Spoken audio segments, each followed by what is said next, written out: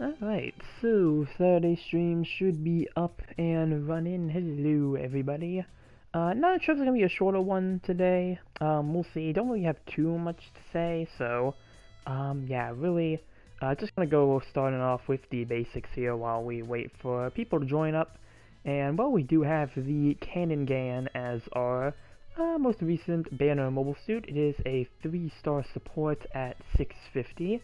And it already seems like it's doing pretty well for itself, so, yeah, really cool to see that ad. I think this is a suit that I've heard people have wanted for some time, so, cool to see it. Also got some interesting gimmicks with it as well, but, we also have a level 2 Roswell Jagan, that has its own limited supply drop. We have a boosted supply drop for the Cannon Gan. I did the half off, didn't get it, or really don't know if I got anything else, really. What I have? I think I got a level 2 suit. Suit I already had. Oh, yeah, it was the Bull G. Yeah, I got a level 2 Bull G from that.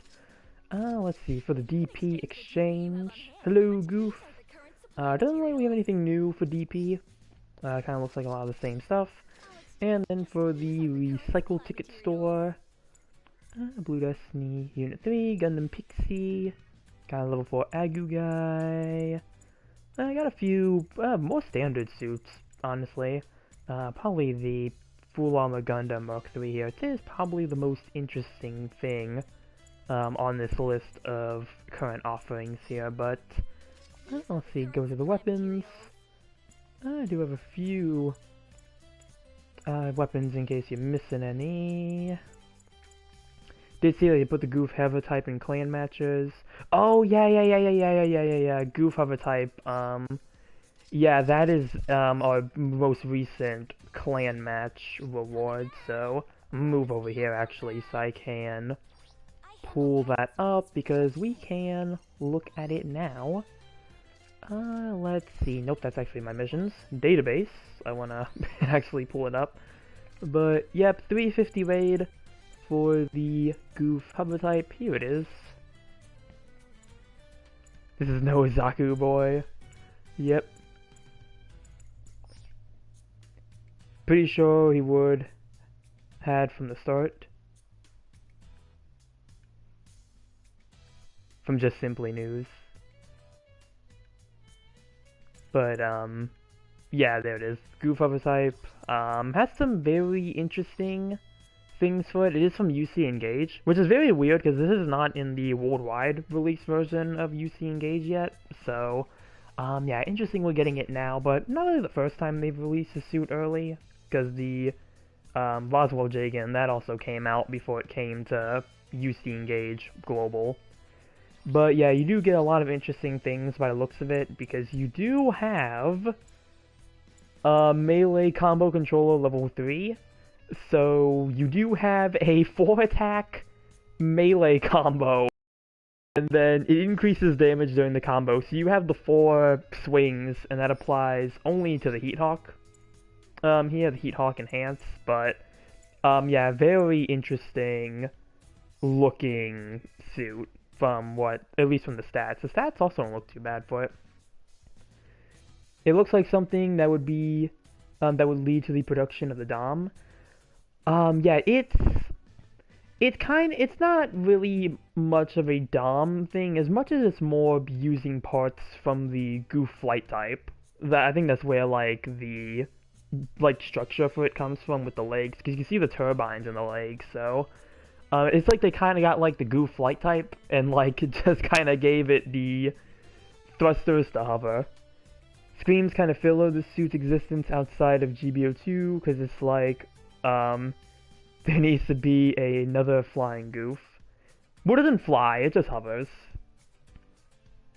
It just hovers, yeah, but, yeah, you can see the turbines there, but, it's probably why they made it a clan suit, and again, it's a UC Engage exclusive, suit too. I guess not really exclusive anymore, since they have it in GBO2. Lore, yep, got the juicy lore there. But, yeah, thinking of the UC Engage suits that have been on, like, leak lists and whatnot, I think this one was kind of popular. Like, this is one that I think people were actually hoping for, like, to see. Yeah, it's yeah, so it's kind of like I think they were just trying to improve his mobility, really. Like I think that's what they were trying to do with this. Why? But I just read that as another flying suit. Yo, no, it just hovers. It doesn't. It doesn't fly. It uses the goof flight type parts, some of them, but no, it just hovers. At this point, pretty much all goofs can fly now. Yeah, just give them all flight. Be awesome. I really want my Bumblebee in GBO2. But yeah, I'm gonna be very interested to see how this performs on the field because its stats do look pretty good. I think I heard it's supposed to be one of the faster suits for its cost. Like a 205 for the speed. Gym Striker Kai so far looks like it's the only thing that's really matching it. Oh, and then you got the ground stat as well, so those stats are improved even further. Oh, you got the GUNDAM high-speed experimental, but yeah, I'm pretty sure those stats are improved further for it being a ground-compatible mobile suit. They even fly and see Destiny. Yeah, like just make the whole thing fly at this point.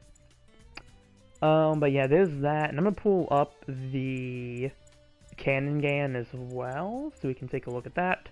Yep, cannon gun. You got the beam rifle, got the finger guns, the beam jack. You got the spray beam launcher, you got the mega beam cannons. Oh, it's actually focus required. I didn't even realize that for that. And you got a visor unit for this as well, and this is another suit. You get a lot of really good skills. You get the mobile fire system from the Zaku 3 Saikumo type. You have resist move level 2, melee combo controllers. You have multiple melees with it. Quick boost, flight control program. Like you get a whole lot of good stuff with this. Personal radar, but yeah. All flying ones hover, so I assume. Yeah, never mind. Kringon, no ballistic weapons sad.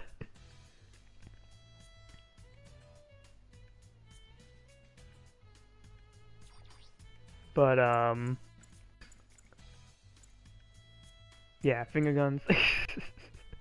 The finger guns is probably the most interesting weapon, I feel like, just in concept. But yeah, someone took a Jagan and won an old school gun cannon.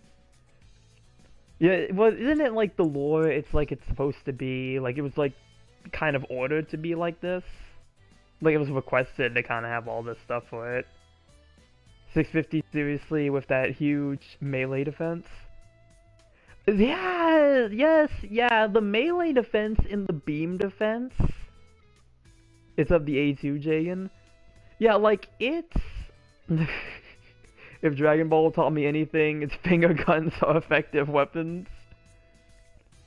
The tan one with the F91 shield. Oh, so is it the wasn't that the one Unicorn? Didn't Unicorn have those ones? It was the one from the General Revel fleet. That's what I remember. I think that's the one I think I'm thinking of. That I think it's that one. The yeah, A2 from Unicorn. So, yeah, like the V unit results. But yeah, they honestly, yeah, I feel like they gave the suit a little much, honestly, because it has been a hassle to deal with this thing on like some games. Like literally the first match that I had gotten with this, not with this, but the first match I played of 650 when I was trying to get some 650 matches and try to see if I could find a cannon gun. Literally, the enemy team had 4 of them, and they, like, kicked our ears. Like, yeah. Cannon gun is hell, and we have to admit it. It honestly is. It honestly is. Like, I feel like they gave the suit a little much. I'm not even mad at the high beam defense. I definitely feel like that melee defense needs to be lowered a little bit. Because, like, what raid at 650 is using ballistic weapons? Also, hello, Oswaldo. I don't know if I've seen you on stream before, so if you are new, welcome. But yeah, like, what at 650 is a raid that has the ballistic versions? Why does it have level 2 resist move? Yeah, like, let's see, where's 650? Hold on, there we go. So, cost. White cannons that pierce with low heat. Yeah, like, let's see. So, new suit equals new bullcrap. Yeah, like, so I feel like the best things you'd have to counter it. Bawu solely for the missiles. The JCA could probably do some damage since this has quite... I mean, this has a Stormfrost, so again, you really just have to use that. What else do we have? Like, this is what I'm saying, you don't have a whole lot of options. Mezzer FO2. Oh, well, yeah, that does have a lot of ballistic weapons, so that'd probably be a really good counter for it. I mean, maybe Gundam Unit 5 Booster if you want to play that at 650. Like, but I don't think anybody's realistically going to do that. Yeah, FO2... well... I was gonna say modified with J, but no, probably not. I mean, you have the Shrapnel Bazooka, but it's really only gonna get you the stun. Vic DS2 if you put the bazooka on. Like... Yeah... Mezzo's FO2 and Bawu, probably, yeah. If they put a level 2 Atlas Gundam BC, yeah, like, if they put this in, this would probably be really good against it. If you hit it with the full power, the max output railgun. I just don't understand BB about this one. Why be this tanky, yet also damage? Yeah, like... Honestly, yeah, I'm surprised they didn't just make it a general. Like, I'm surprised they didn't just make it a general. Narrative C packs. Probably not. The only ballistic weapon you have is the missiles. Like, that's what I'm looking at here. I'm trying to see what has most ballistic weapons that could, like, work through the low melee defense. Not low melee defense, low ballistic defense, but yeah. They should have added that next instead of the Voswell-Jagan. Honestly, yeah. I mean, I get them throwing the Voswell-Jagan in just to give it a level 2, because it's been out for some time, but yeah. It would be stupid to try, but the Aksaku Commander... Possibly? That'd be another case, you probably want to put the bazooka on it, but... Possibly? I don't know how effective that would be, but maybe. I know Demeter exists, but I don't know, no mobile armor feels like a balance. Feels like a balance in my experience so far. Yeah. You can also combo the Vulcans too, quickly build up stun and melee it. Yeah, but it's got very high melee resistance. I've seen that thing tank heavy attacks. I've seen that thing, literally... that thing, I saw that thing get hit by the, helicopter Garazulu, and, like, it really did tank a lot of that damage. Like, yeah, it tanked a lot of that damage. The Cannon, and I suffered a lot. Yeah. Honestly, yeah, like I said, I feel like they need to bring that suit down a little bit. Like, it is admittedly a pretty strong support. It really doesn't even feel like a support, but yeah. Sounds like it could easily resist Zulu's melee combo too. It probably could. Like, it probably could. They really need... They really need... I hate it. Yeah, like, yeah, like, it is so weird It is so weird. It's so weird. I'm gonna pull it up again, just so we can look at its stats again. Like, really good HP, good beam, melee, its strengths are really good, movement speed's really good, first aid gauge of 65 is...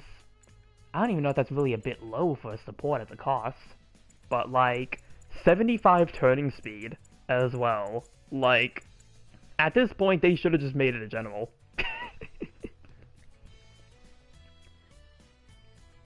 Makes me worried of the G first showing up. I know it will be generalizing here. Yeah, is that from the same thing? Is it from the same series?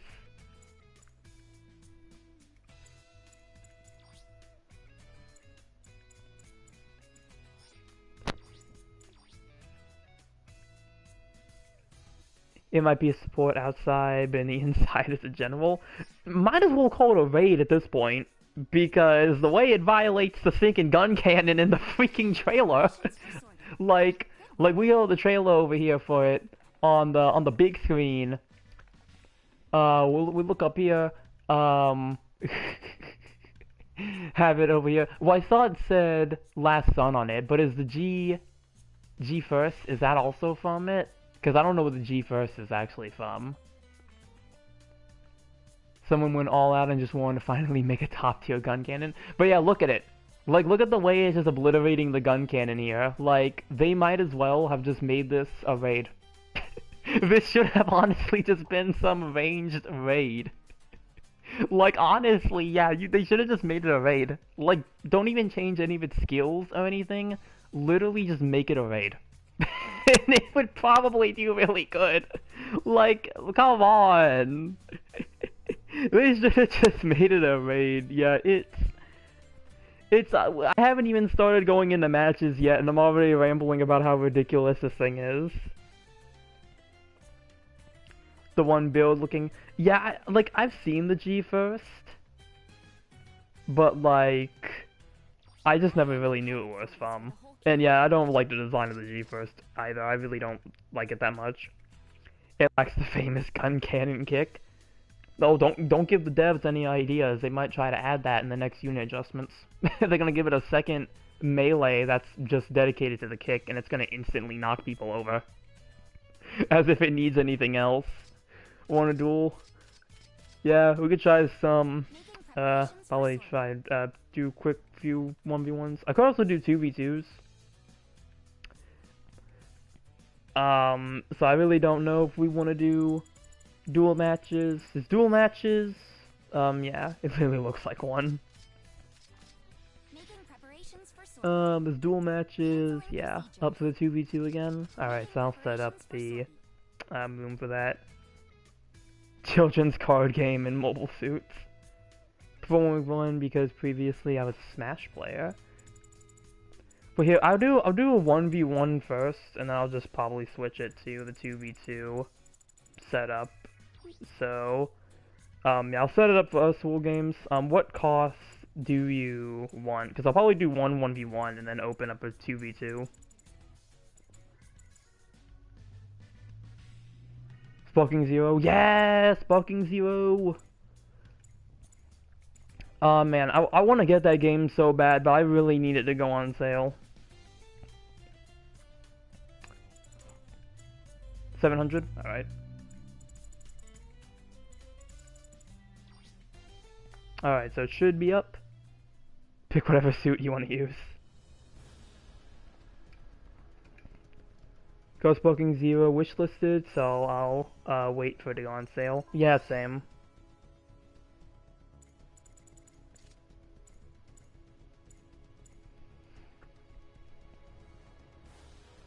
Wait till Black Friday. Yeah, it's kind of my plan too. I don't know when I'm gonna get it on yet, but we'll see. We've got a full team.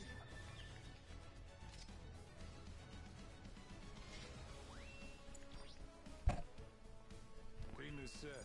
Make your final preparation. Dragon Ball fans within me is all my eyes for it.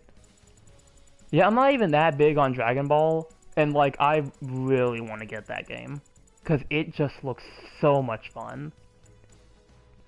Like, my Dragon Ball knowledge is very limited. I probably know, like, the basics. And that's probably it. I've arrived. Hello, comic. I don't know what I want to use. I don't want to go something predictable. Like, I know everyone's expecting Moon Gundam. Like, I gotta mix it up over here. Why not? Have not played a Dragon Ball game since Tanaki 3, back on the PS2. I only have the level 2 version of Narrative C packs, and I do want to test it out. Wish I had the level 1. You probably should binge the IP someday. It was on TV the other day. I just haven't watched it. All right. So we got a Delta gun, a Delta Plus, and we got a C packs here. So we got 2 raids, both level 2s. So we're keeping some balance here.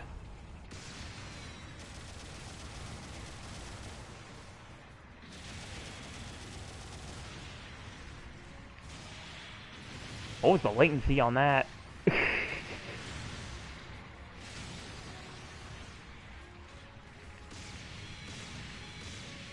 Yes, a 650. This basically is just a 650 room now. But yeah, there was like an episode on TV. I thought.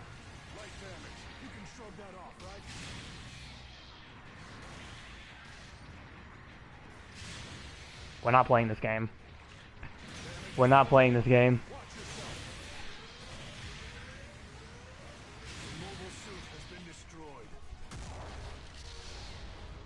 I refuse. Stun locked.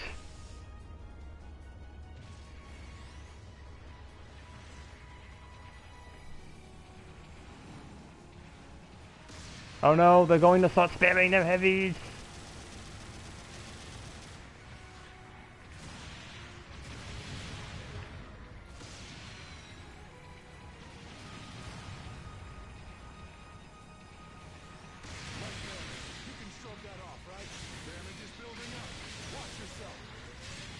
It's an hour or so. Most likely, we'll see. I haven't decided yet.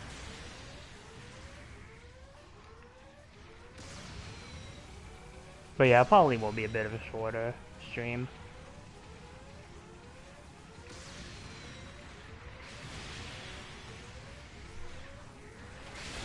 Nope.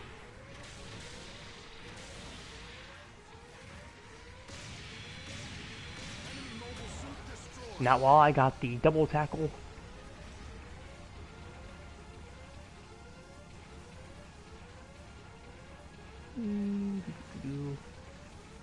I already don't think I'm gonna win this though, because I'm already low in health.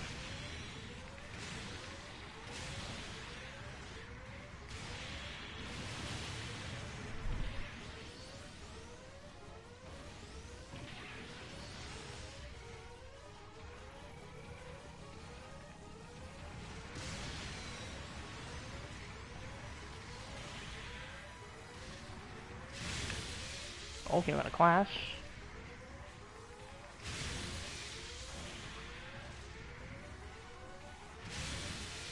How long will it last?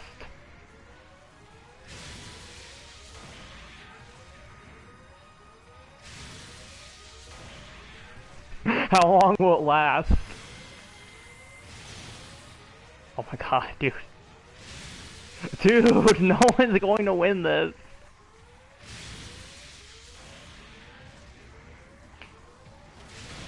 Okay, there we go. There we go. Now we're getting somewhere.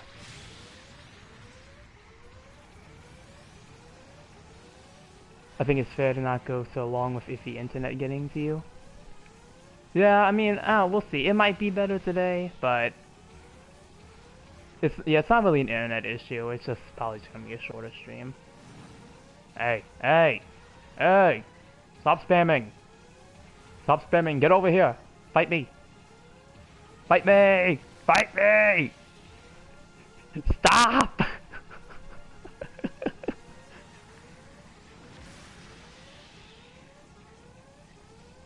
Come from your stinking building!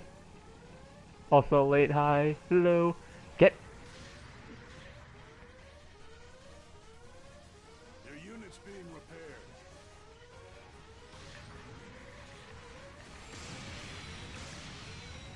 Enough with the sonic booms. It's very sonic boom! Like, yeah, what the heck?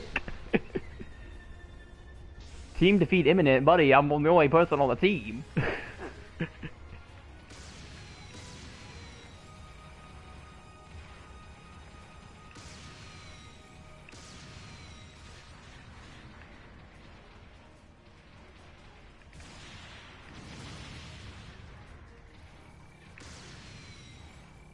Come on, let me shoot for the rubble, please.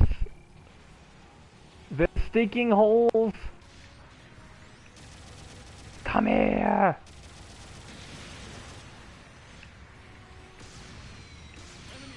There, oh my goodness, dang! Dang, okay. It really is gonna be up to skill now.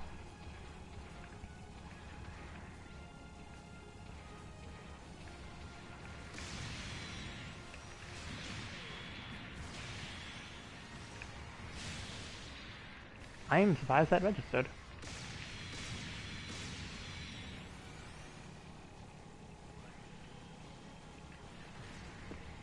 Alright, is where things get interesting. Some things, if I'm here, things get spicy.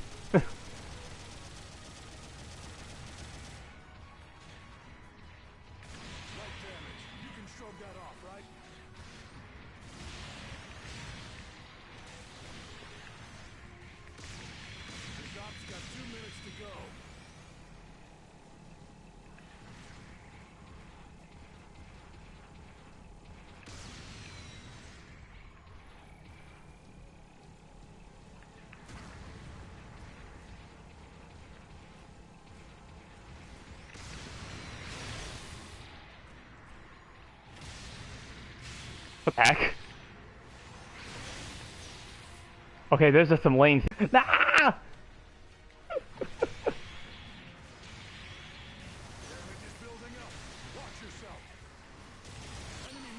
Oh, those are the lucky Vulcans!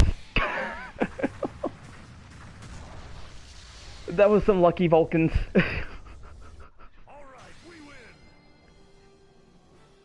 It froze a bit. I don't know if it froze, like there was like some like latency on my side too. Like that thing was just not reacting. I don't know what's going on with my internet, with your internet. Yeah, like there was some times, like that last moment where we were kind of just clashing against each other. It felt very weird. Alright, I'll set up the 2v2 now. That was fun though. They really did just come down to chance at the very end. Let's see, Duel. Set it to that. I guess I'll set the cost at 650 in case anyone has the cannon GAN. Oh no, now it's complaining about my internet connection as well. Buddy, my internet is just fine, don't be complaining.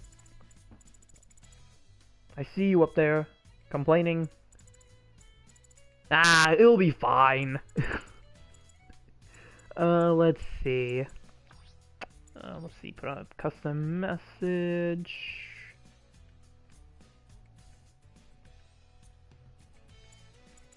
I mean, let's see. I'm gonna try to put the stream on my end too, just make sure everything kind of goes smoothly. Watch it, you'll jinx yourself. Every time I use the left analog for moving, it does this weird slow walk before I can get the running animation. Is the joystick sticky? Or is it like, because I've had that issue before. I think it might be more of a drift issue with that, but I've had that issue before with an older controller, so I had to switch to the one I'm using now, but it could be just that. Sometimes it goes away though, so it might not be anything to worry about. But yeah, I'll set the room to 650.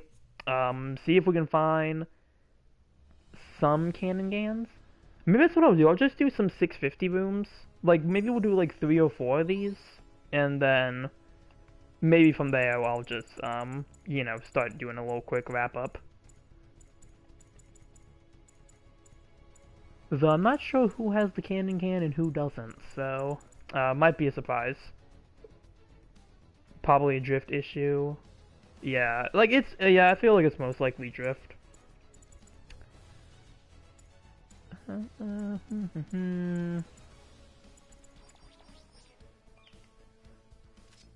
yeah, it is frustrating though, because again, I had that on another controller, and I had to like switch out to the one I'm using now.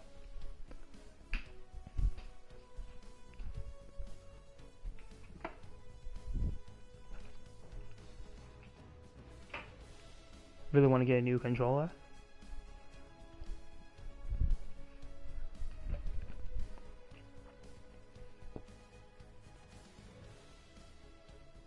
I have money, I could buy my own PlayStation controller. Are you on PS?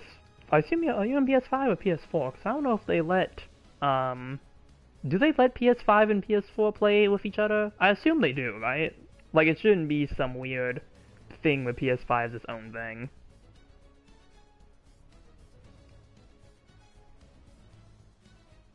PS4 Pro. Okay.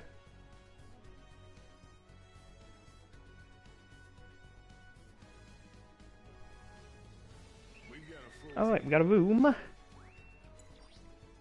I didn't even check what the ratings are. Okay, so C plus and a D minus. So we'll see.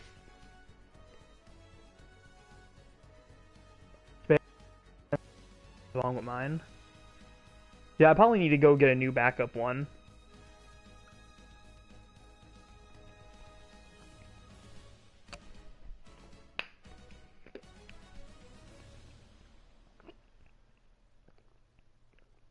Heading to the battlefield.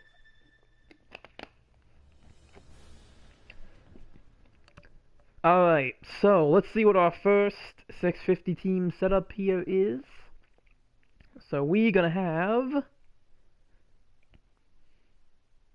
a Keyblade mass production type and a Psycho Bawu. A Keyblade mark. We'll see how this goes.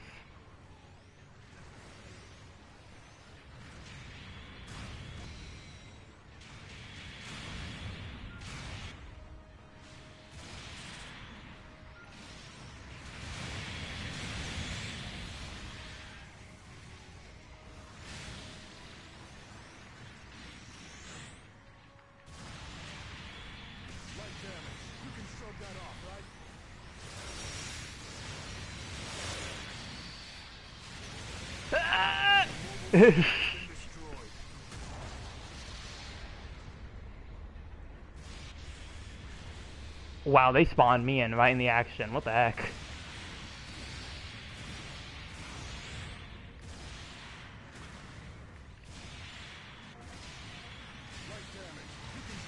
Can use some help here, teammate? My teammates! Help!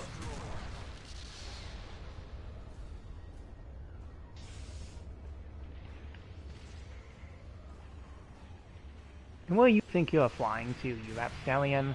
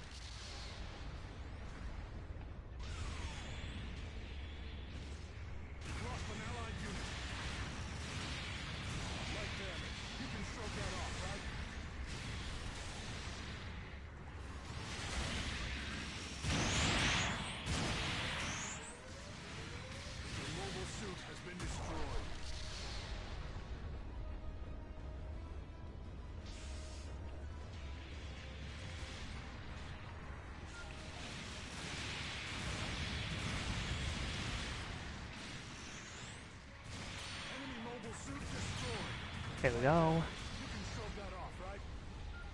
I can try to do something. Try to do something.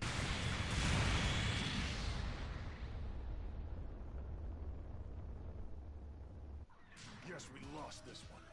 It'd be like, yeah, it do be pretty laggy.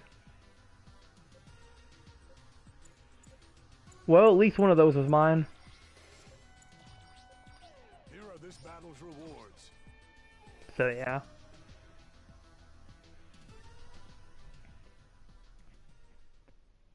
Man, wait till the Magna Martel comes out. Then I'm really gonna be cooking in a MP Q-Blaze suit.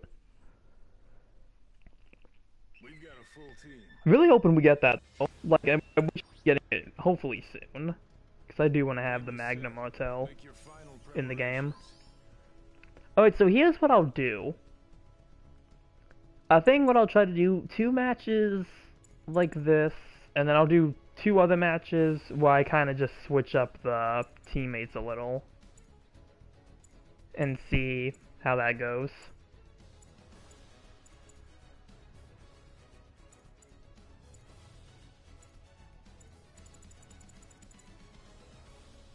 The one with the axe? Yeah.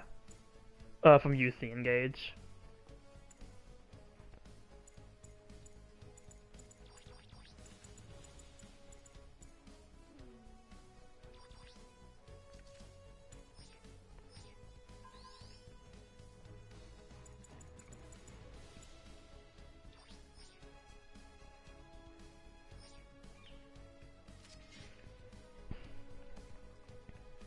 Because, yeah, I've already been trying to do my predictions for that suit. I mean, I already feel like it's going to be a 650 raid. Like, I feel like that's almost a guarantee with the Magna Martel. It's most likely going to be a 650 raid. And I'd love to see it. Alright, so first we have a Psycho Bawu and a Vargul versus the J Traversia and a Double Zeta Gundam. Another cube raid, when the Demeter exists. Yeah, like, I mean, unless they make it a general, that's like the only other thing I could see them doing. But, I don't know, I feel like a raid would be, like, I have reasoning for why I think it'd be a raid. Like, it's not just me making up stuff. Like, I have reasonings, I have my sources, I have my proof. And, well, mainly because I play UC Engage, so that's why I have the information I do with it. But, basically, with the Magna Martel, it was in the UC Engage story, and, like, the things like the cutscenes, it was able to easily take out the, Engage Zero incoms and the Mass Production Q-Blade. I don't know how that downswing hit me. And, you know, in GBO2, both of those suits are supports. But it loses to the Engage Zero Young Wyvern, which is the Yon Fjavin, because they actually changed the name to what it's supposed to be. But the Yon Fjavin in this game is a general. So, that's kind of my logic behind it.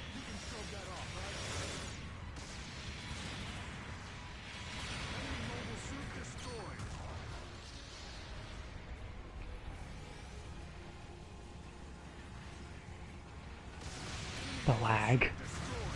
It do be bad. So I don't know. I might just do one more after this. Because I don't want to risk it. I'll do one more where we switch the teams up. And I'll probably just have it be a normal chat stream.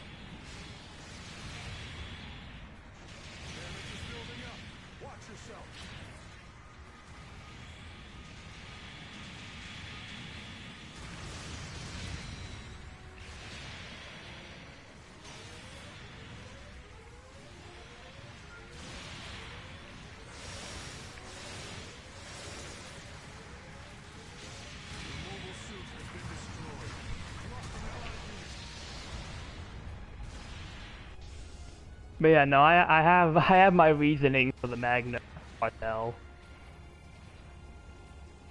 I see you charging over there. Ow. Ow. Ow.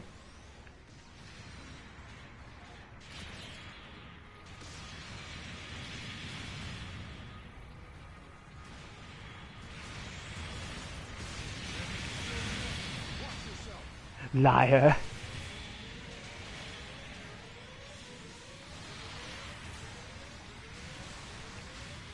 Okay, well, I accidentally got caught on the double Zeta there. We've lost an allied unit.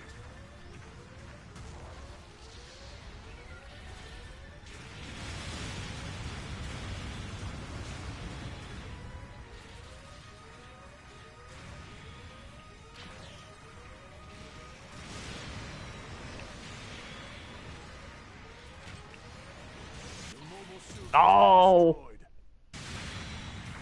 I didn't even register. Come on now. Come on. Wait, what the heck? Hey yo, Willie's still moving! Willie's still moving and grooving! What is this? What the scallop?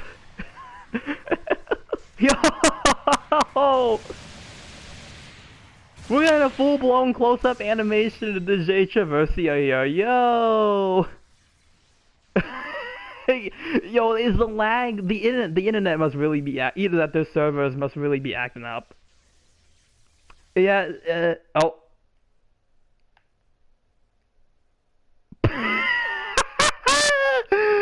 Oh, oh man. Oh, the game really be acting up now. Hopefully it closes. Okay, failed to synchronize. Yeah, so it literally was just the game acting goofy. Oh my god. The room no longer exists. Okay. Okay, game. I hear ya. And I instantly transmission out of existence. Okay, yeah, I think that might be enough. I think that might be enough. Because clearly, the lag be something else. Oh man, yo. Oh yeah. Okay. So...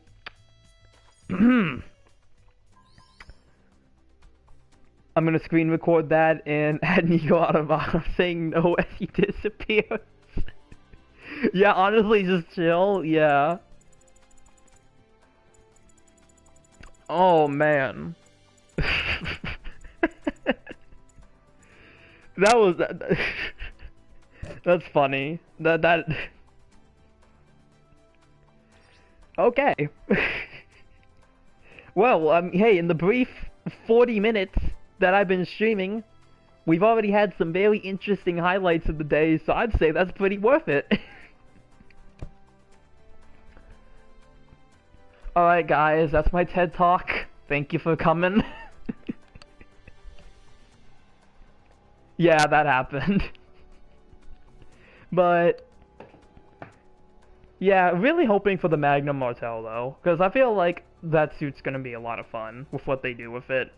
Hopefully. I mean, I've tried introducing it to some other people about it, and I mean, the best I've gotten is that it's just a mass production Cuboid for an axe, and why does it even exist? Which is very disappointing, because I think it's honestly pretty cool, but, you know how it is sometimes. But, yeah, I really do want to see the Magnum Martel get added. Because I've already spun for it like 3 times in UC Engage and cannot get it for the life of me. So I really want to have it, I really want to have it, in GBO2 just so I can actually have the suit. Me thinking of the Dresden but in Cublay form? Yeah, I don't know, like, I guess it depends if they maybe give it the same axe that the Dresden can use. But it can also use beam sabers as well. So I don't know if they're going to... I mean, it'll probably have its own beam sabers, but I'm assuming it'll probably be a raid with 2 melees. So it'll probably... I feel like the Dresden axe will probably be its primary melee, and then it'll have a sub-pair of beam sabers. Like, that's kind of what I'm thinking with what they might do with it.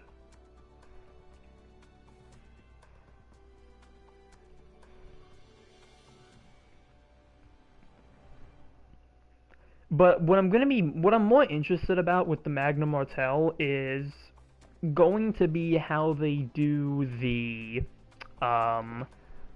what is it? It's probably gonna have a similar skill to the Yonvyavan. with the... I'm gonna go to 600 because it's gonna be just much easier to find what I need to find. But, the Psycho Field sounds like a cult name. But, yeah, with the Jan Fjäven, the Magna Mortel is probably going to have its own version of this. So it's probably going to be Psycho Field C for Celine. But yeah, it's likely going to have its own version of the Psycho Field. So it's going to be I'm going to be very interested to see what they try to do with that. And try to give it its own, you know, thing. And probably by the time we get that as well, I feel like they're going to try to make, like, the level 2 Jan Fjäven banner as well. So, they'll probably try to have that as well so we can have them at the same level. Name change? Yeah, this got changed, and the Slithrail had its name changed as well. I forgot to mention it last time. Yeah, it was a translation error. In UC Engage, it's called the Jan Fjäven, so the one that they have now is accurate to the game. But the Slithrail as well had its name changed. Well, maybe it's now Slithrail? I don't know how you would say it now, but, yeah, the Slithrail, maybe. I still call it the Slithrail? Yeah.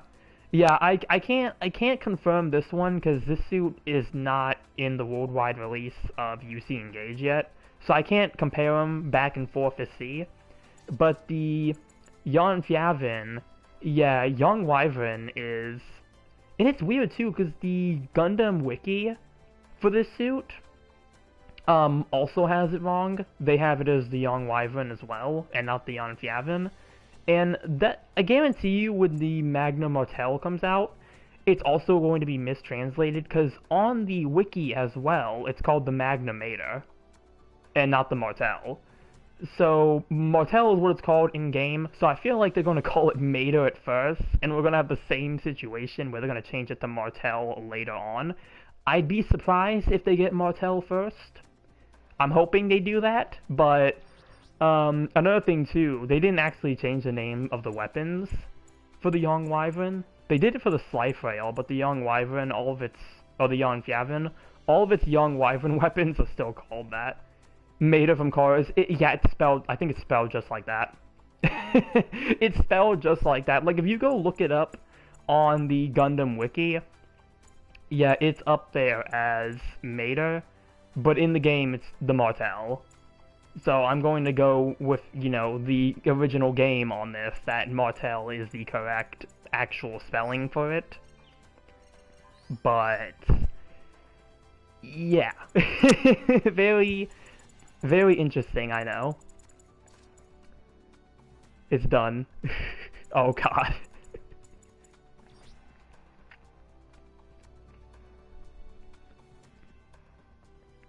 But yeah, guess I'll have the Jan Fjäven up just because, kind of. But like, yeah, I don't know. It's hard for me to talk about the UC Engage. Always get shot down. So it's like, what the heck? Can't even have the Magna Mortel over here without somebody questioning. Yeah, like, oh, it's just it's just the Q-Blade mass production type. Even though I think that might actually be designed differently as well. Like, I don't think it might be the exact same, because it kind of looks like in the images of it, it doesn't have the pointed up feet. It might have them though, and it might just be that the UC Engage model is a bit different, just the way they modeled it, but yeah. It also has different funnels as well. The funnels are not the exact same. They have these added antenna to them. So the funnels also are a slightly different model, which is another cool thing about it, but, yeah. But yeah, I don't know. I mean, I just find it interesting. I just find it neat. But, yeah.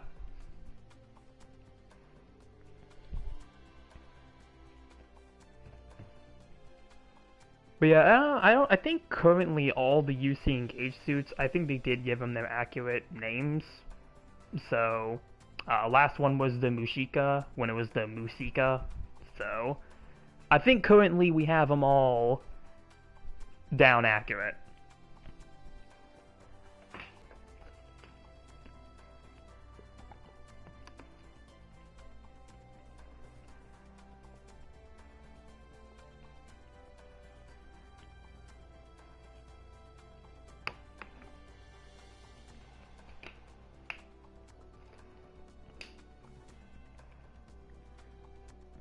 But yeah, I don't know.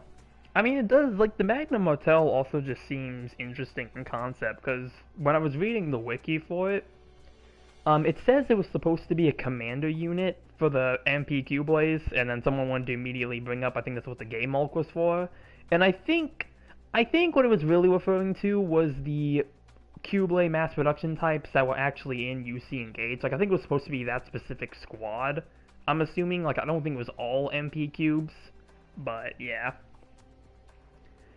I don't know. It might be interesting. It might be interesting. I'm excited to see it. If it really is a 650 raid or a general, I mean, either way, I still think it's going to be a pretty neat thing to see. So, you know, we'll probably get it hopefully soon enough. Had my first good match in the MPFF news so far. Oh, nice. I still don't have the funnel version of the MP new. But from what I've seen, I think it's still going relatively strong at its cost.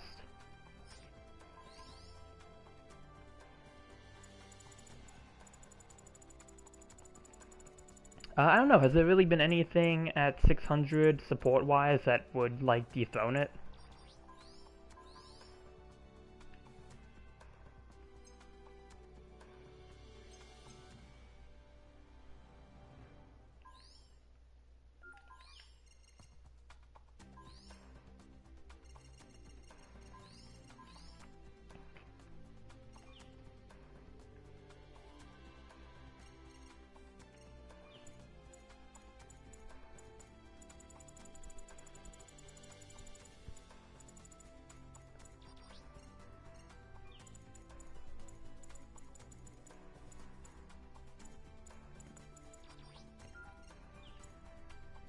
You just stop standing there to then pop in front of them, exploding instantly?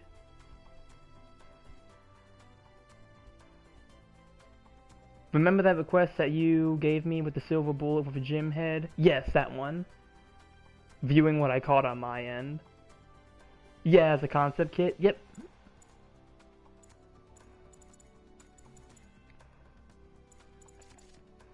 Where's my... Where'd it go? Oh, let me just go to 1. It'd be easier. It'd be easier if I just go to the tag that I know my suits are in. Because I kind of want to put the Mark II colors back on this.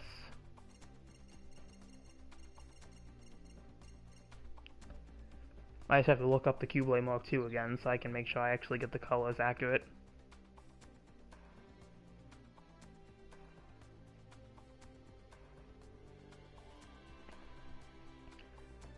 I haven't done it because the hurricane came. Luckily, oh, we have no power now. Oh, dang.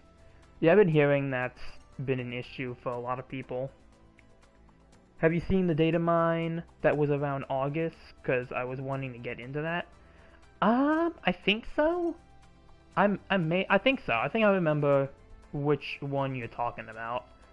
I mean, just name anything that was up there that was unique to that, and I'll probably instantly remember it. Actually, no, wasn't it a big one that just happened recently? I thought there was a big one, kind of like a new. Yeah, I think so. There was like a newer one that I remember kind of popping up.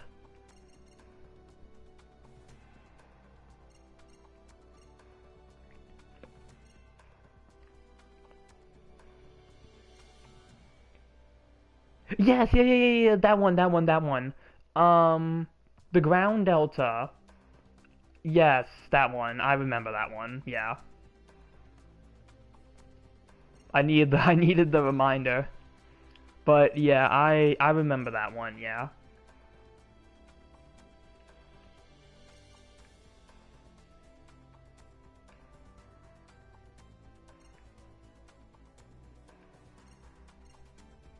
The Aqua Gelgook. Yeah, Aqua Gelgook.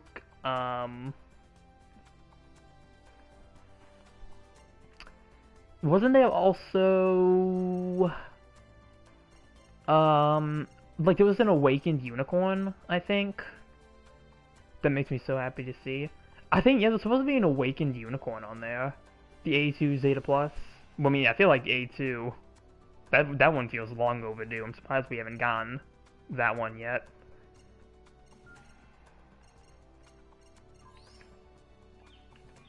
Let's see, let me grab the gray, the Runewort Ra.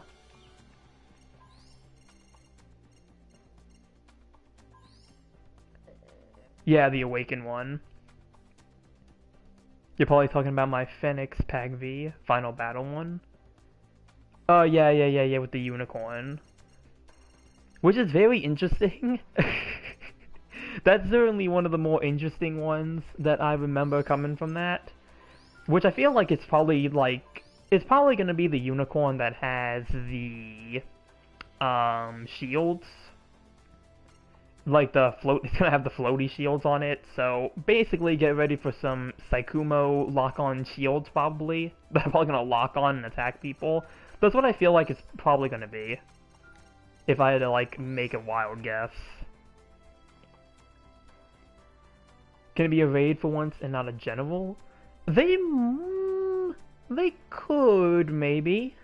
Some reason on mine, and it keeps on freezing for a second, unfreezing. But I don't know, they could probably make it a raid.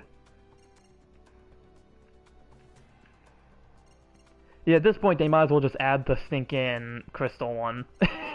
They might as well just add the crystallized unicorn to the game. Everyone's gonna be mad to see another one. Well, I guess it's really just gonna depend how well it performs, but it'll probably be decent, I feel like, at the least.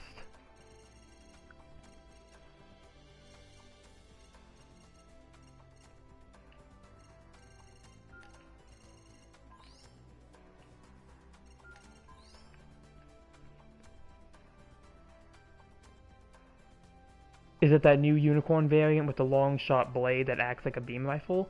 No, it's not the UC Engage one. That one is also from UC Engage. I don't think it's gonna be that one. Seeing that is like, okay, what is it exactly going to turn out? Unicorn perfectibility win. Hello, A-Pip. I really don't know about the perfectibility. I'd be kind of surprised if we get it, because I feel like that thing would just have a whole lot. But yeah. Yeah, it's the one with the 3 shields with Gatlings. Basically, with the Awakened Unicorn, just think of the one from Gundam Evolution. That's probably, like, exactly what it's going to be. It's just going to be the Gundam Evolution one. It'll probably have the Gatling gun. Maybe it'll have the handheld Gatling gun. That'd be pretty cool too, if it has like maybe either an optional primary or the sub weapon. I think that'd be pretty cool. And then have it be like attachable to the base unicorn as well. I think that'd be cool. But yeah, we'll see.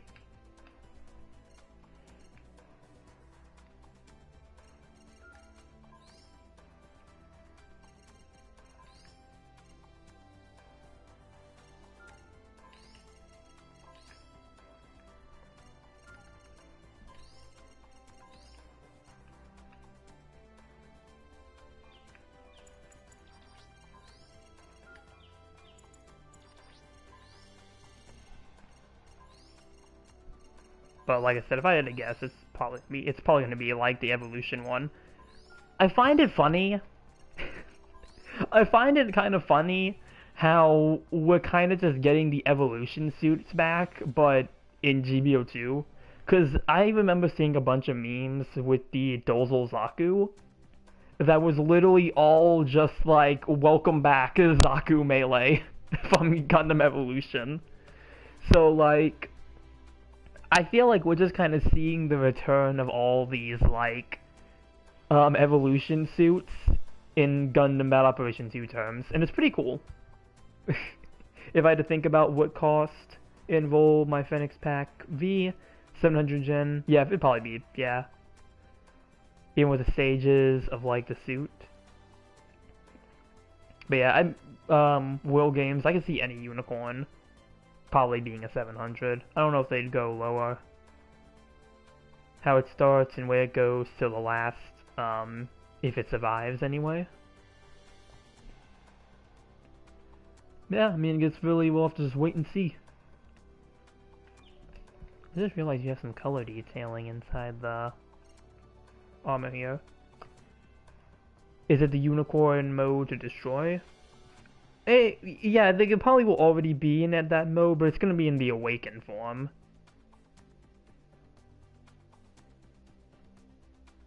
Oh wait, are we talking about Will's Phoenix? Or are we talking about the actual awaken?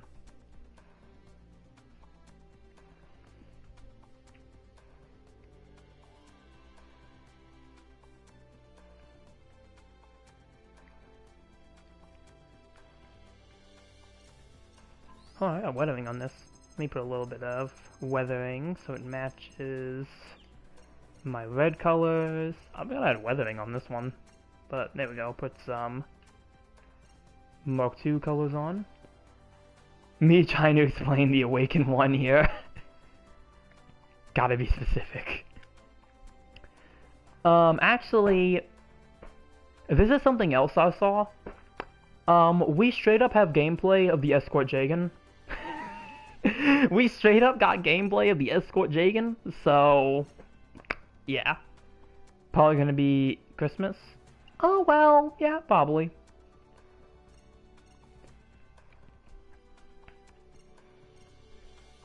What? Yeah, so this has been a thing that's been going on PC, really, from what I've been seeing from the PC scene. People aren't released yet, and one of them is the Escort type Jagan from Narrative. And yeah, there's like full-blown play from, but yeah, so literally we have the full moveset for it. I think I've heard people have also been able to give themselves Bandager's Mark II. That's another one. I haven't seen anything on that one yet, but I've heard it's been popping up. Honestly, I should just get the PC version of GBO2 just to go find this stuff myself, because it's actually very interesting. Yeah, just people giving themselves mobile suits that haven't released yet. What a world we live in. Yeah, it's crazy. It's crazy.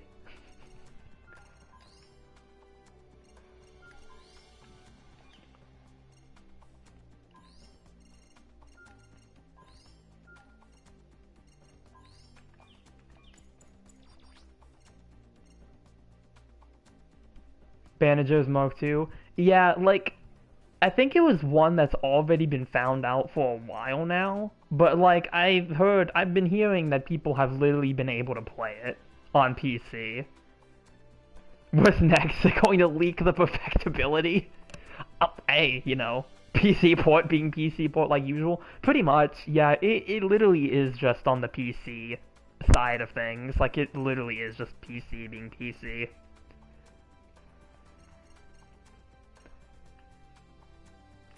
Those are the only two I think I've heard about, though. Like, it was the Escort Jagan and Bandager's Mark II. I haven't heard anything about anything else. The Proto Double Zeta was found. I think I may have heard about that one. Can't confirm it, though. I don't remember off the top of my head. But that may have also been one of them.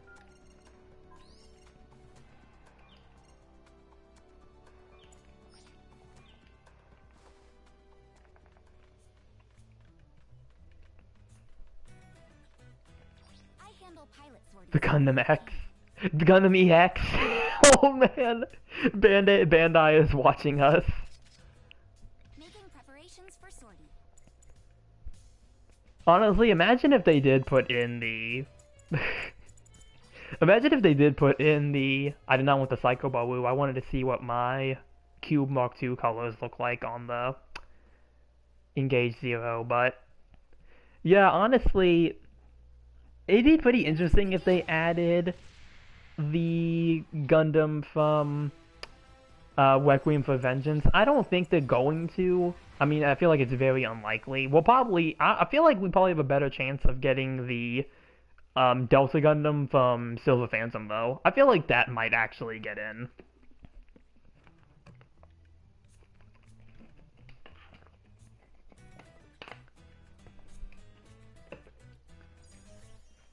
I'm actually surprised. As I be looking at it again. I'm actually surprised. Because Silver Phantom's already out. I'm surprised we didn't get anything as some type of, like, cross-promotion. Like, they didn't, like, I feel like they could have easily tried to give us, like, the pilot suit and maybe the logo and stuff, just as some, like, cross-promotion. I'm actually surprised they didn't do that.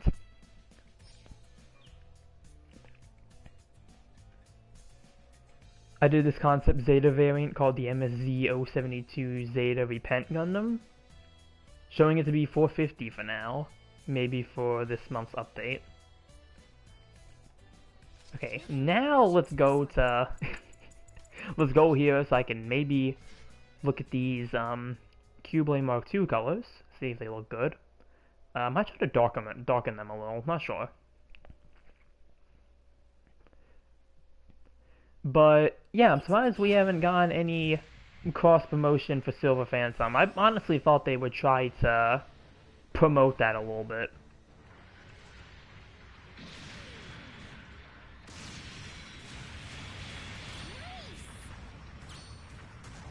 The purists are gonna be mad when it shows up in game. The array of the Zeta is basically surpassing every single Zeta variant. Just seeing the EX there is really funny.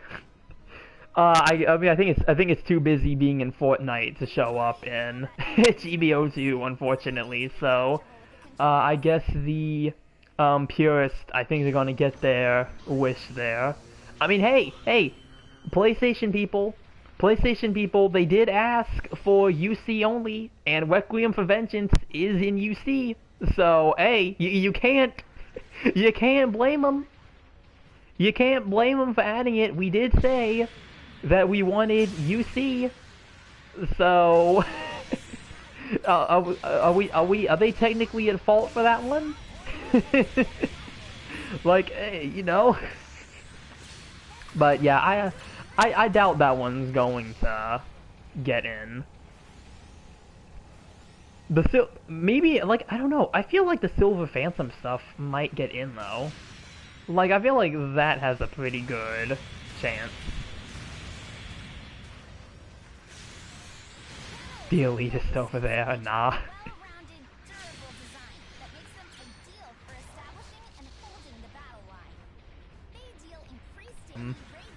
Yeah.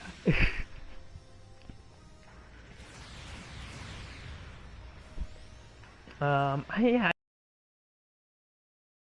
Gameplay, just a cesspool of cringe and anger. Because I know Silver Phantom also had that Yag Doga variant, and I haven't really seen much of it.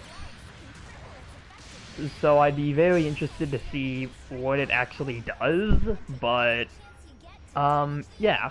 I feel like at least the Delta Gundam from there, because I think it's also getting a model kit. So I feel like they could easily add it if they wanted to. The Gundam Mark V MP equipment was also a thing. Is that just gonna be the version with the missile pods? Is that? Yeah, which makes me think the Earth Federation white one? Oh, there's a white version of it? I'm only familiar with the one that also has the missile pods on it, which I feel like the version we have now should have gotten, but it didn't.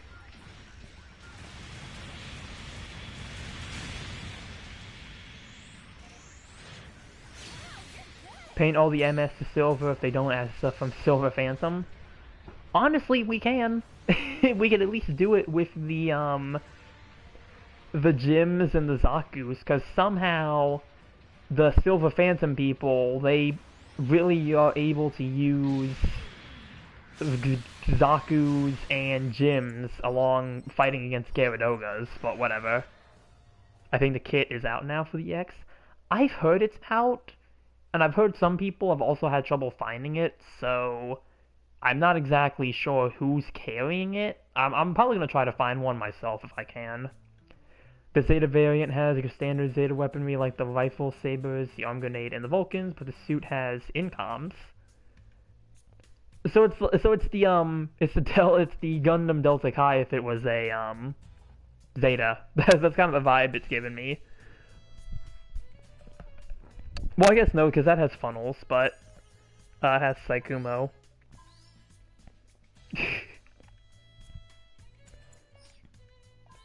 But yeah, with Silver Phantom, they could give it the weird shield that it has. Like, it's supposed to have some Psycho Frame shield. They could give it that. I feel like that'd probably be the most interesting thing on it. But other than that, yeah, not really sure what else what they can do with it. The fleet-looking Gelgoog, yeah, I think that's been one that people have been wanting for a long time as well. So, not surprised to see that one on the list. Yeah.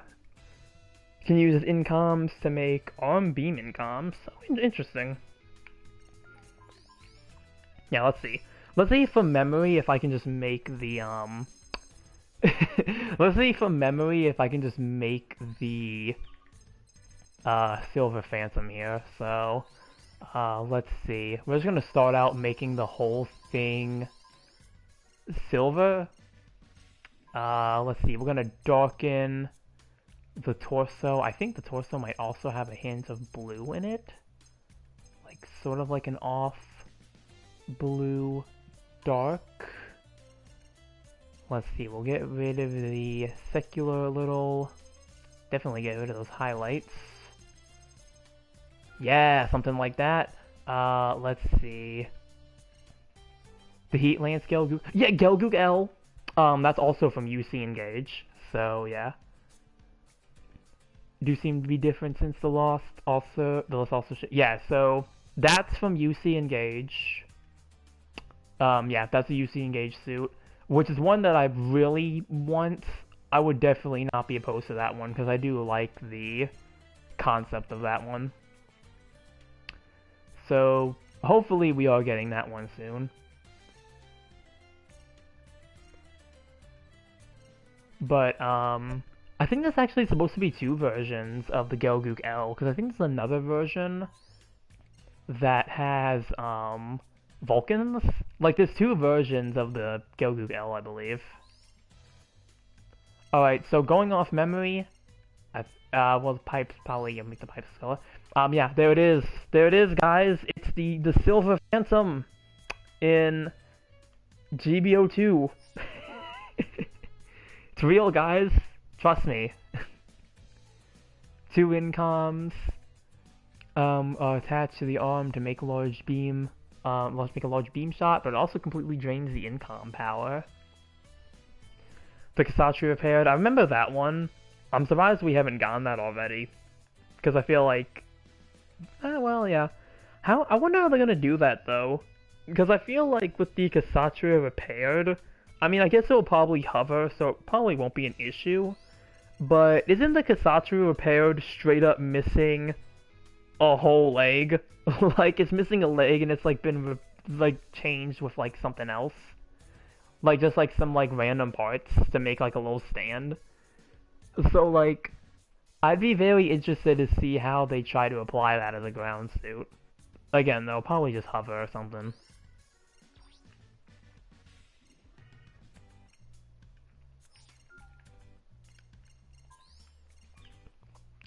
Silver Phantom in GBO2. If the pilot wish to do this, they can have one of the incoms attached to the arm.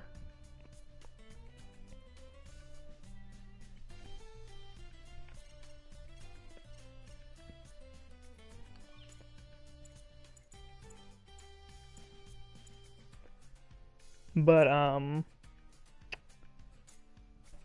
yeah, Gelgoog L. I do question if they'll try to add both versions of it. The Mezzo Naked. That one, the Commander type, that one I remember seeing a long time ago. That's not a really recent one.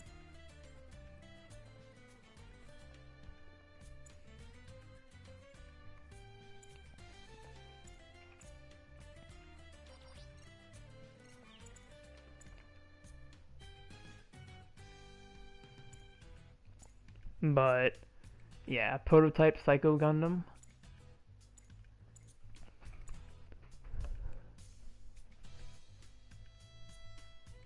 Is that new? I don't know about the prototype Psycho Gundam. I don't know about that one. I don't think I've seen that one yet. Anyone talk about it.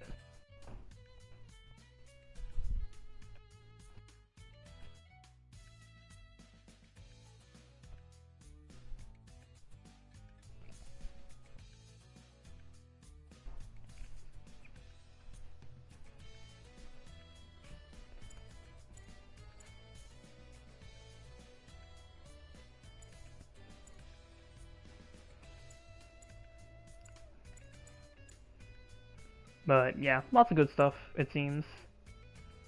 Oh, did not.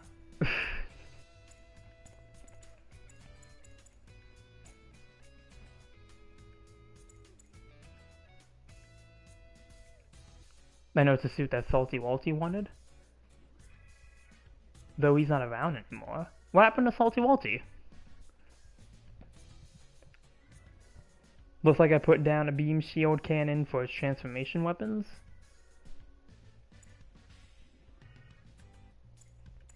But yeah, what the heck? What happened to Salty Walty?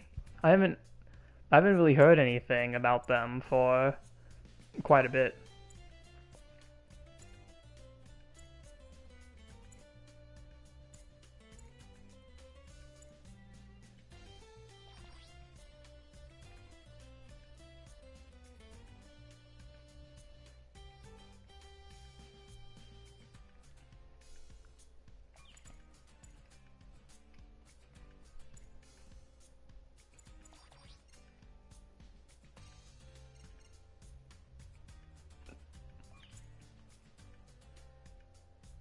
I don't know, but it's probably some kind of mental issue. Well, dang. I hope he gets better. I hope he's feeling better.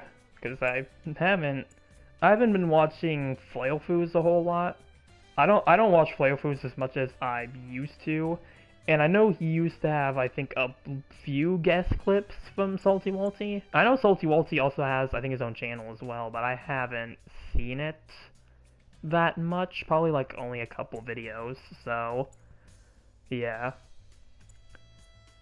I was talking with another streamer at Twitch about Armor Core suits in real life.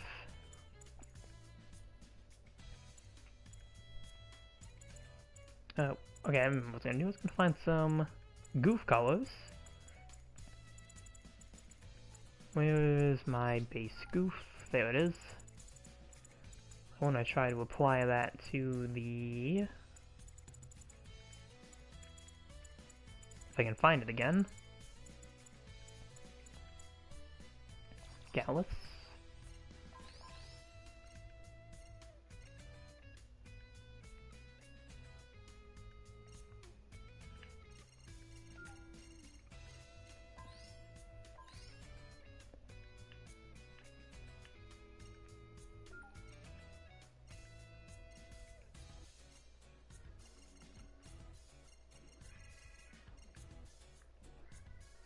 Let's see, put the darker blue.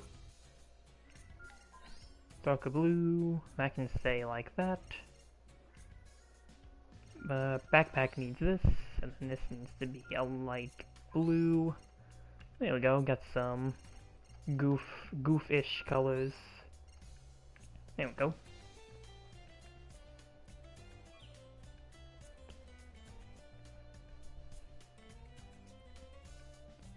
Probably has to do with not wanting to deal with people. Let's see, like some guy talking something out of context. Oh.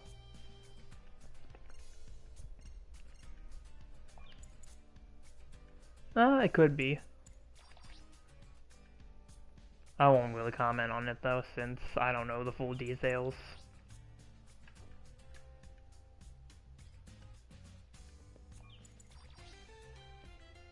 I remember seeing a stream of his where he ranted a bit about how he said he gets a lot of hate from the community for no reason.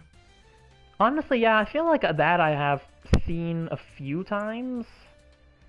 I think I have heard that, like, from, like, comments before. And I don't know, I never got it either, because I feel like for the most part, I mean, from what I knew about Salty Walty, I mean, they seem like they were pretty chill. So yeah.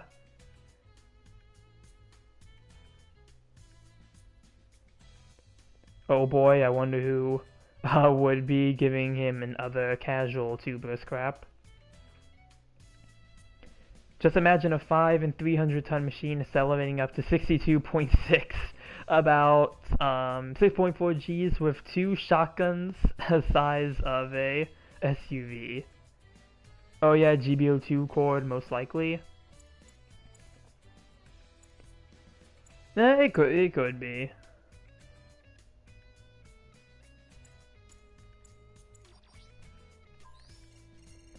I mean, without really any information on the matter, I mean, who can know for certain, but I won't hold it past, really. I mean, as much as I do like communicating on like GBO2 Discord, I mean that's where half the time it's a lot of the engaged suits being talked down upon, so kind of hard to enjoy it. But yeah, it is what it is. I don't know. I mean, I say it is what it is because I really don't mind it too much. At the end of the day, I'm still gonna keep doing what I'm doing with this game, you know. So that's really that. But for other people, you know, not everybody handles things the same way. So I totally get it. Every single military would use those machines for warfare. Oh, definitely. If we had actual mechs and they were practical, I could definitely see it being, I can definitely see that being a thing, yeah. I don't know, they took Salty's word about the BD1 being bad or something, where someone said he's telling people don't use exam. Hold on, I need to read that in full again. I just know they took Salty's word about the BD1 being bad or something, where someone said he's telling people don't use exam. But he said, I don't use it, big difference. So like, he said, so did he say he personally doesn't use exam when he's playing BD1? Is that what I'm getting? Like, is it like the same case about how I say I don't use the Sea Serpent on the Marsai? Like, is it kind of like that? Is it that same? Is that like that kind of situation?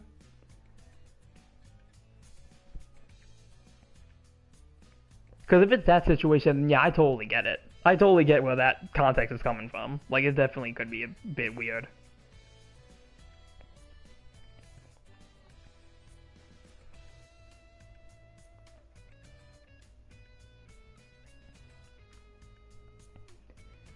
They thought he told people not to use it. Oh, yeah, I mean, like I said, I don't know the full context behind this, so I really can't comment on it like that.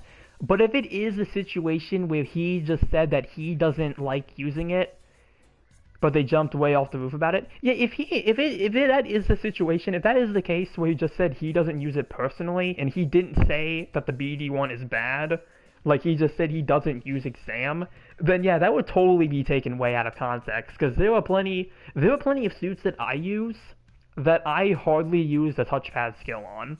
Like, the only exam suit I really even play is the BD2. That's probably one of the few suits that I actually use a touchpad skill for. The only other one I can think of maybe being the White Rider. I really don't use the touchpad skills like that. And even for the suits that I do use, there's a lot of them I just kind of completely ignore it unless I feel like I really need to use it. So, that would, yeah. He said it did suck, and that it should be better by default back in 2022. Yeah, because wasn't it buffed? I'm pretty sure I made a video about it, the BD1. And I think I remember saying that it was pretty good when it got buffed, without relying on exams so much. Yeah, like, I think I remember it being decent. But that was, I mean, quite a while ago. I don't remember when I made that video. There's no way it could have been 2022. Was it really that long ago? How can you even design a tank fast enough to keep up with an armor core unit? Simple, you make your own armor core unit. That's the only way. End of last year. Was it really that long ago? Oh well, yeah, last year, that'd be 2023. Hold on, I gotta go check my records here. Hold up. I gotta check my records here. Where's the BD one on my playlist? Honestly, thank goodness I made a separate playlist for this. December 2023 was the last BD1 buff. You know what, fair. Let's see, there's the BD2 buff. I thought did I cover it? I could've, oh, there it is. 9 months ago.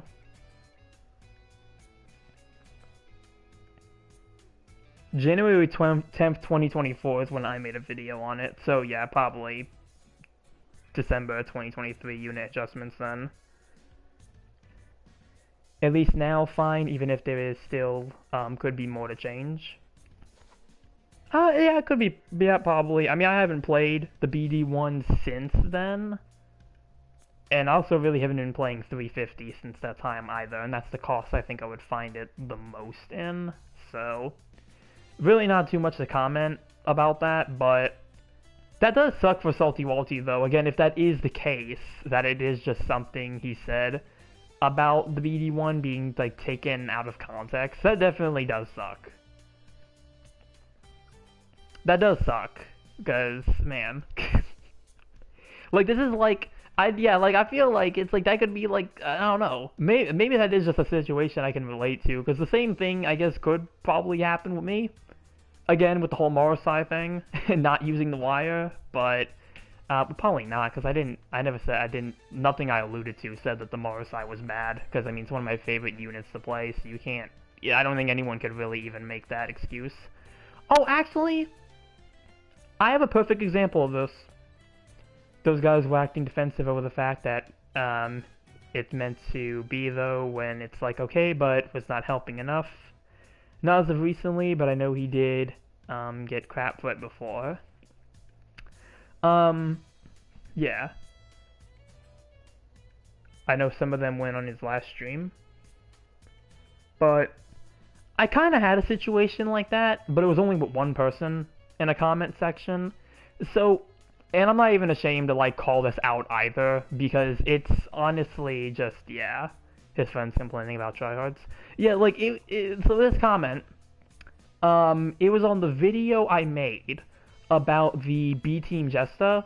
When the B-Team Jesta came out and I made that video, that was just me ranting about it, saying that I didn't like it, and that you probably shouldn't have buy it, because I didn't think it was worth the tokens. I thought it was a pretty bad suit. So, somebody in the comments, made this whole spiel.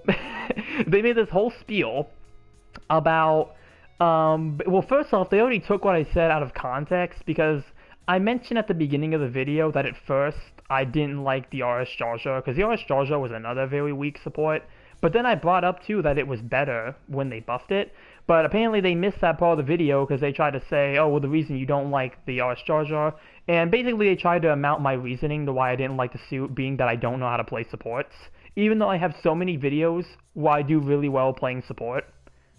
So, yeah. If armor core suits exist in the real world, we should not be here because of World War III. That guy? Yeah, yeah, I don't know if it's that guy. I mean, I don't know how many, like, these type of people are. But, I don't know if anyone else really saw the comment, because I don't think it got any likes on it. And maybe it got one at some point. But, yeah, like, they just made this whole list about, like,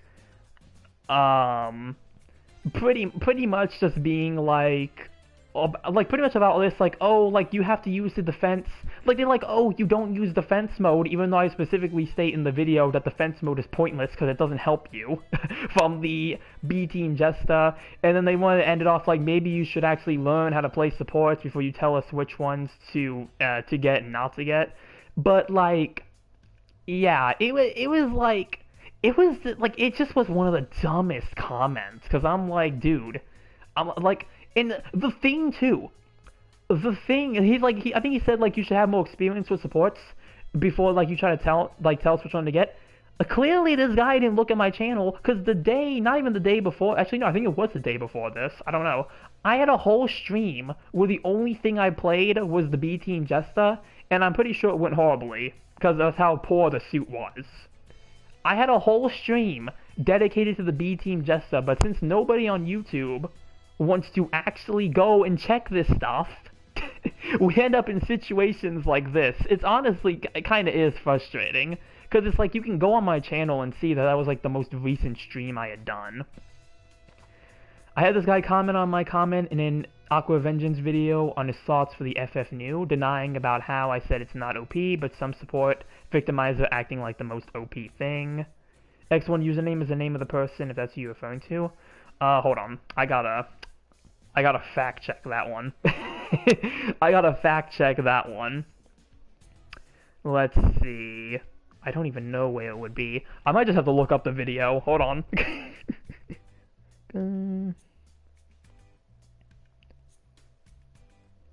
Hopefully it shows up.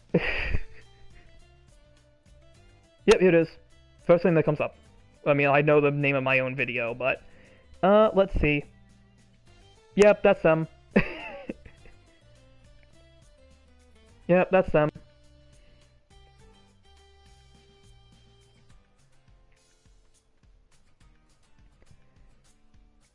That's why I saw that and it's like, oh no, not this guy again.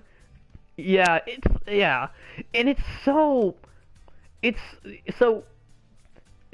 because I actually go and check other people's channels out when I see comments like this, because I actually want to fact check the person who makes the comments. It's so funny too, because a bunch of their videos are just them 1v1ing people and just crap talking them the whole time. So, yeah, take that for what it's worth. That's why I never responded to the comment. I'm just like, it just isn't even worth responding to.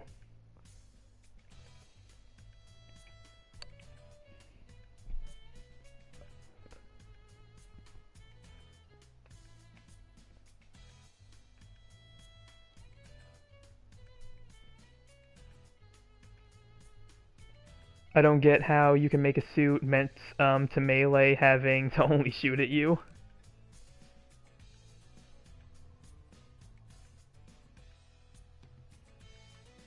Okay, then why is the G3 not OP? Yeah, there's plenty of suits that are designed like that. I don't know.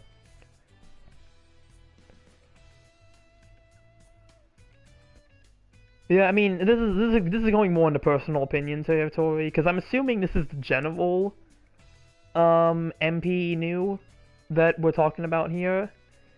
But yeah, I feel like the general MP new, it was a really good suit, but it wasn't overpowered.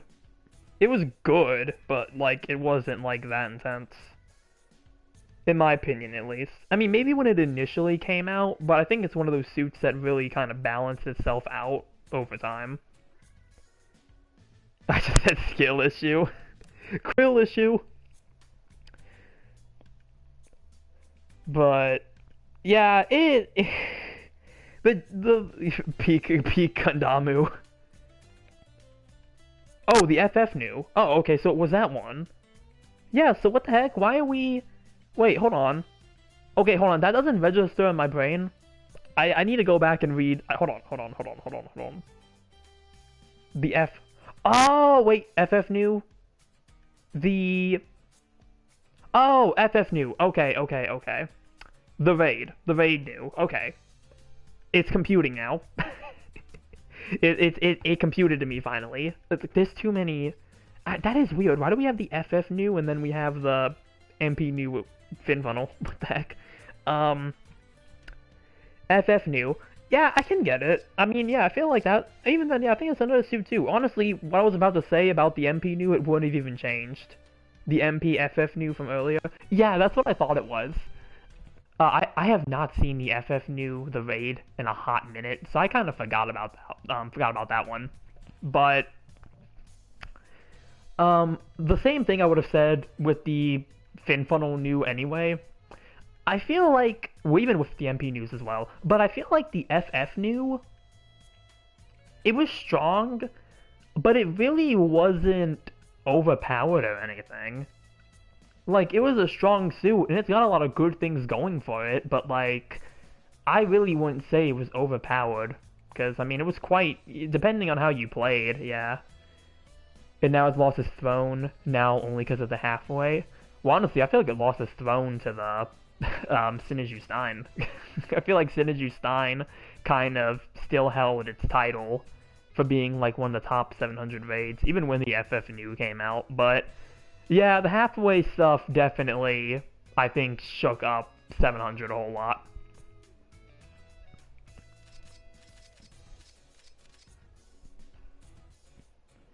But yeah, honestly, yeah, it's pretty much the best raid, but not going so far to like being OP. Yeah. It still was fine with Norn being in, and it was best at dealing with the HWS. Yeah, like it had its strengths, but it wasn't. It never. At least I don't have it, so I can't speak about gameplay of it. But it really, yeah, it didn't feel like overpowered or anything. Again, like you could fight it. It wasn't like it was some invincible unit. But I mean, of course, that's more opinionative, so can't really use that as a full-blown like answer like that. Again, a bit more opinionative on that one, but yeah, that's what I kind of thought about it. Again, maybe when it came out. When it came out, like it was probably. I feel like the FF new was probably in the case of a suit comes out, the first days of it being out, it's considered overpowered, but as time goes on, it sort of just balances itself out because more people get experience fighting it. So that's kind of the idea that maybe it gives me. The support oppression is real with some people. I don't even think it's necessarily just that either. It's just more the toxic side of the GBO2 community in general. It really is just something else. It really is. The guy you talked about is pretty much one of those guys. Yeah, because I remember, like I remember one of their videos, because again, I checked out their channel to see what exactly they had, and I did watch some of their videos, their 1v1 duels, and I think in all of them they were playing supports for the most part. I think one may have been Zissa, and I know another one, the one that I remember, was the Zeroshiki A2, the flying one. Yeah, not the GBO2 corner kind, but the casual skill issue kind. Yeah, I feel like in general though, with the toxic side of GBO2, but yeah, I remember like that was one of the duels they had where it was them in the Zeroshiki A2, and they were fighting somebody else who was in a Gyaradoga, just base Gyaradoga, and I remember, I'll just keep it short, they lost, and pretty much half of that video was just them crap talking the other person. And I actually left a comment on that video too. I actually left a comment on that video about just like how they wanted to say like the Gyaradoga was just being cowardly for like hiding under the bridge on Arctic Base because they want Arctic Base, and it's like, well, dude, you're playing a flying suit. That's the first issue here. You're playing a flying MS versus somebody who's stuck on the ground. Of course, they're going to try to use cover, so you can't just start blasting them. And I want to say too, the only reason that the guy who made the video lost really is because the person, the Gyaradoga, managed to capture one of the points that they had captured. So they were able to capture both the point, so they got 100 points because they took the point and then they captured it for themselves, and I think that put them just above what they needed to win. So basically, if the guy had not captured that point, so that the enemy player, his opponent, could get the 100 points, I think the other guy making the video, he probably would have won. I think so. I think I could be wrong about that, because I think I kind of did the math quickly in my head, but that's just what I remember from it.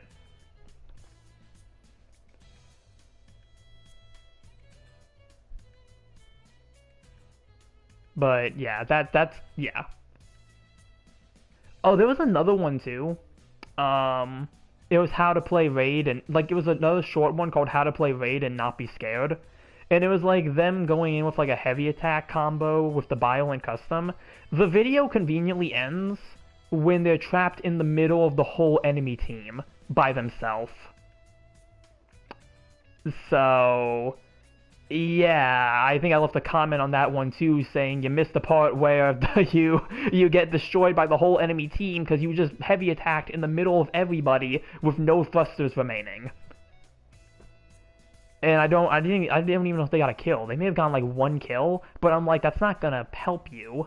You just threw yourself into the whole enemy team. But yeah, even I did not consider the GBO2 side to be so bad. But as time went on, I felt like internet people be rough to deal with, no matter how small it can be.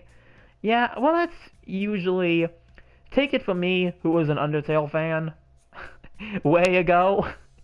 It really, yeah, I mean, it's what they say about every fandom, really. It's just the toxic side is small, but it's just always the loudest. So it's kind of like a lot of what people see.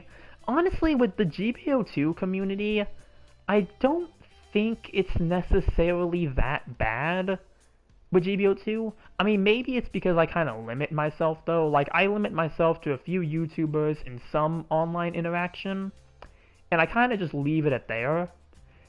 So I really don't get... And I mean, for the most part, too, a lot of my viewers, like a lot of y'all who are watching, and if you're coming in watching this after the fact, a lot of you are chill. A lot of you are really chill. Like, we can actually talk about our opinions here and not really have an issue. Which I like. I like that we can actually have some real discussions about this stuff instead of it just, you know, somebody saying something and it's instantly like, oh, like it's like that meme with like, oh, well, here's 20 reasons why this thing is bad and why you should not like it. But, yeah, I digress. This whole stream just turned into a whole discussion about the toxic side of GBO2. That's literally what's going on right now. Yeah, we need like the horror music playing in the background, and I just need to put on a monotone voice just about oh, when you think of fandoms, you think of community coming together to celebrate the things they like. But what if I told you there was a darker side? A darker side to GBO2. This is toxic fandom. Like, I feel like this is what this is about to diverge into a full-blown documentary.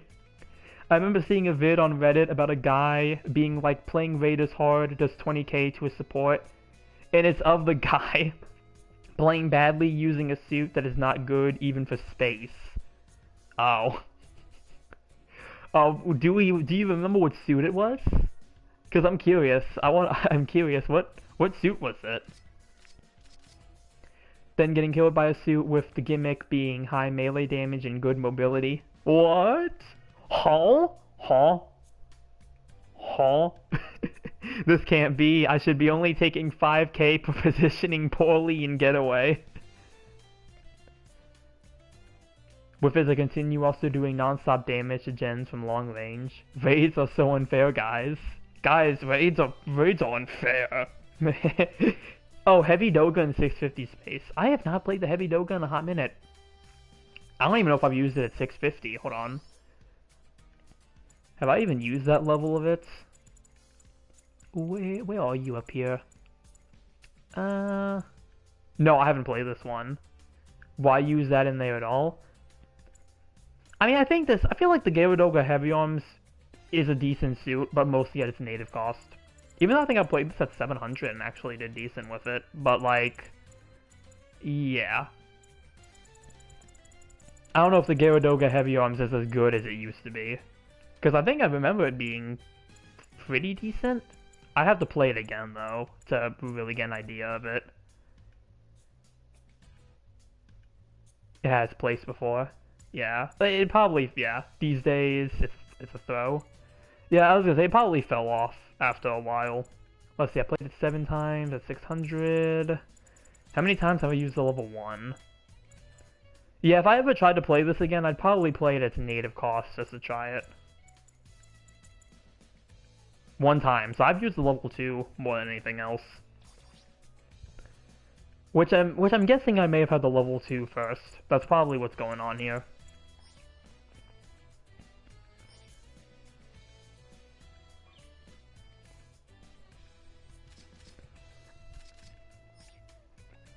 Good work out there. But yeah. I don't, yeah, I mean, like, I really, kind of going back to what I was saying about everyone here being pretty positive, I feel like a lot of my videos, they don't get a whole lot of, like, I don't know how to say it. I don't want to say necessarily toxic comments. I guess I'll just say, I don't know, I don't want to use rude comments either, because I feel like rude is pretty, pretty basic. And the raid was an A-team chest up. Oh, well, that, okay, yeah, that pretty much explains it. That pretty much explains it. But, yeah, for the most part, for my comment sections, I mean, I really don't get a whole lot of comments that much either. Sometimes it'll be a bit.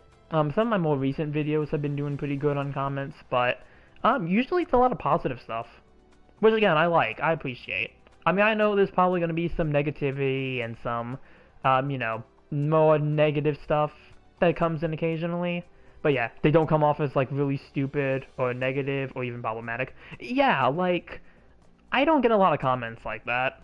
So, again, which is highly appreciated. I mean, I know at some point those things will just pop up, and it's like, okay.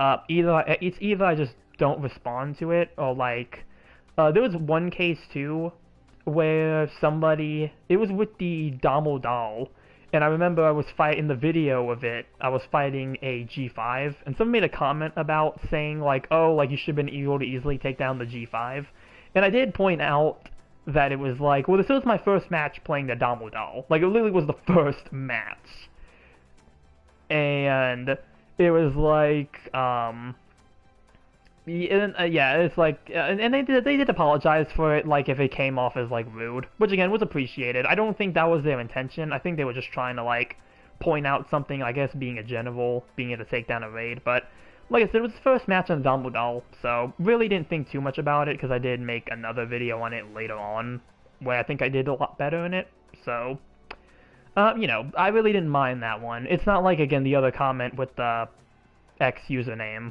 about, like, saying I don't know how to play supports, even though I have plenty of videos where I do really good playing supports, and supports are some of my favorite suits to play, so, yeah.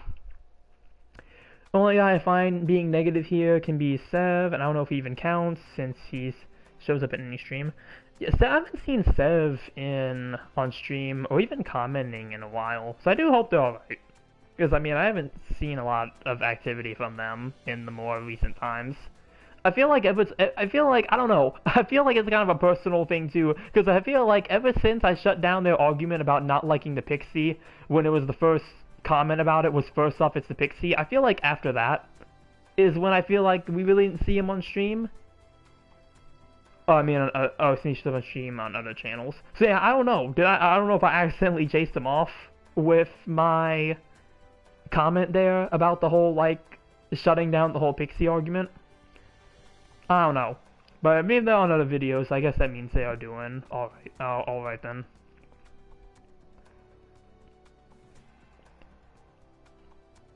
But yeah, I mean, like I said, I mean that stuff's kind of expected.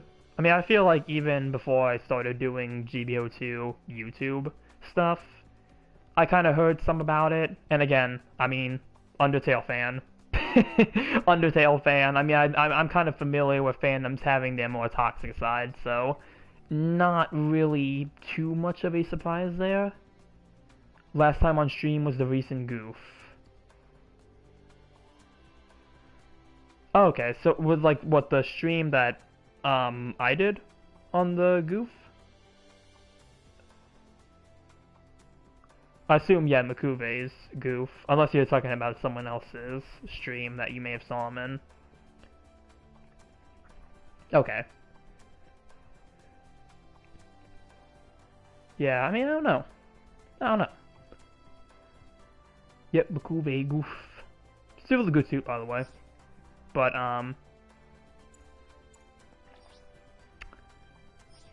all the support talk, I'm gonna have the Gerazulu Angelo up on up on screen here. But yeah, there's some other times that I can name as well where I've had to deal with the more toxic side of GBO2. Mainly, a lot of it has been with the channels that like post like how the other person is like trash. That's probably one of the most common things I've kind of seen when it comes to the more toxic side. At least here on YouTube. On the YouTube platform, I think that's probably the most I've seen for that.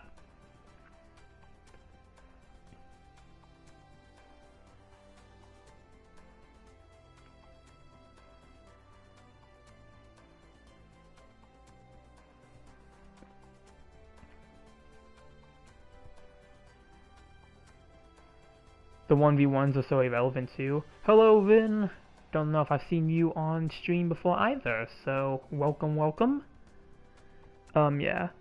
The Dommel match vid. Oh, was it that one? I don't know if it was the Dommel one. I don't think I've seen that one. I may have heard of it, though. Wait, actually, hold on.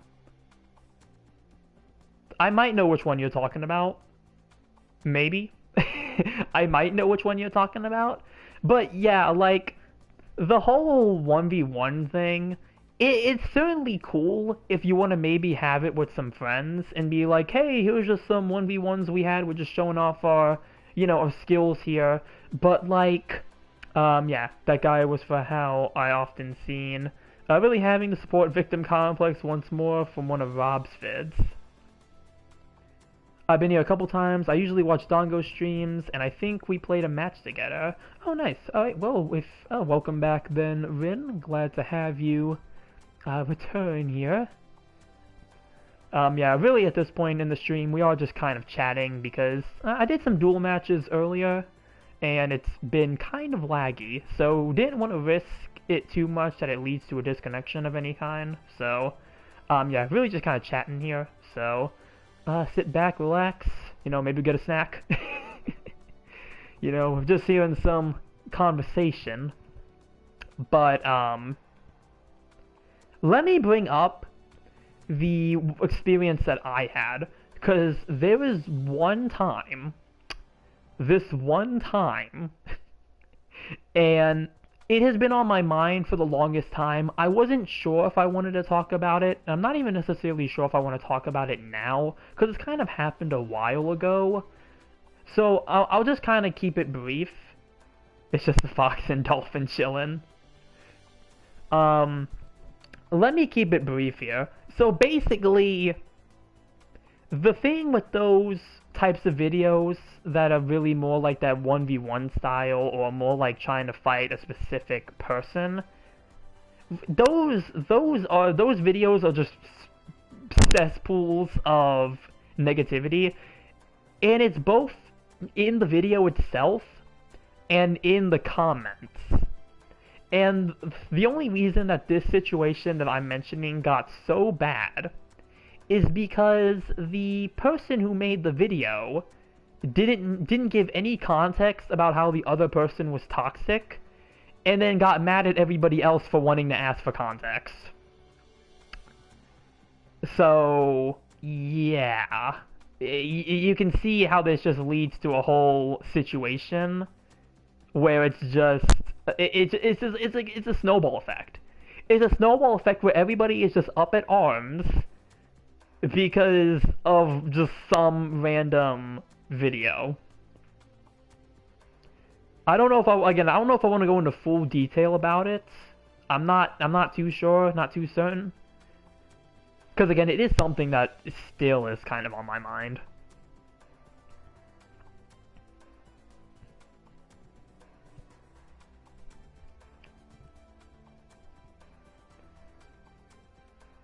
All the Gerazulus, are their eyes all off to the side a little? I don't know if that's just something I'm just noticing now.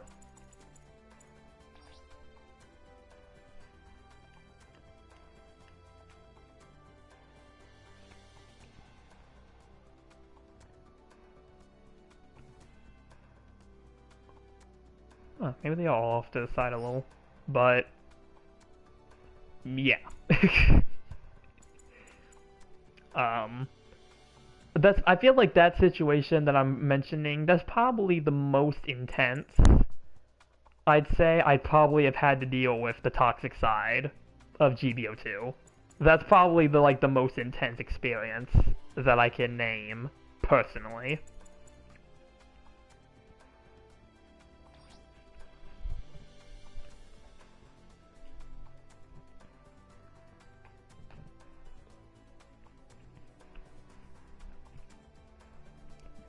It's just a way for someone to think they are better than you in 1v1s unless it's fun with friends. That's pretty much, I feel like.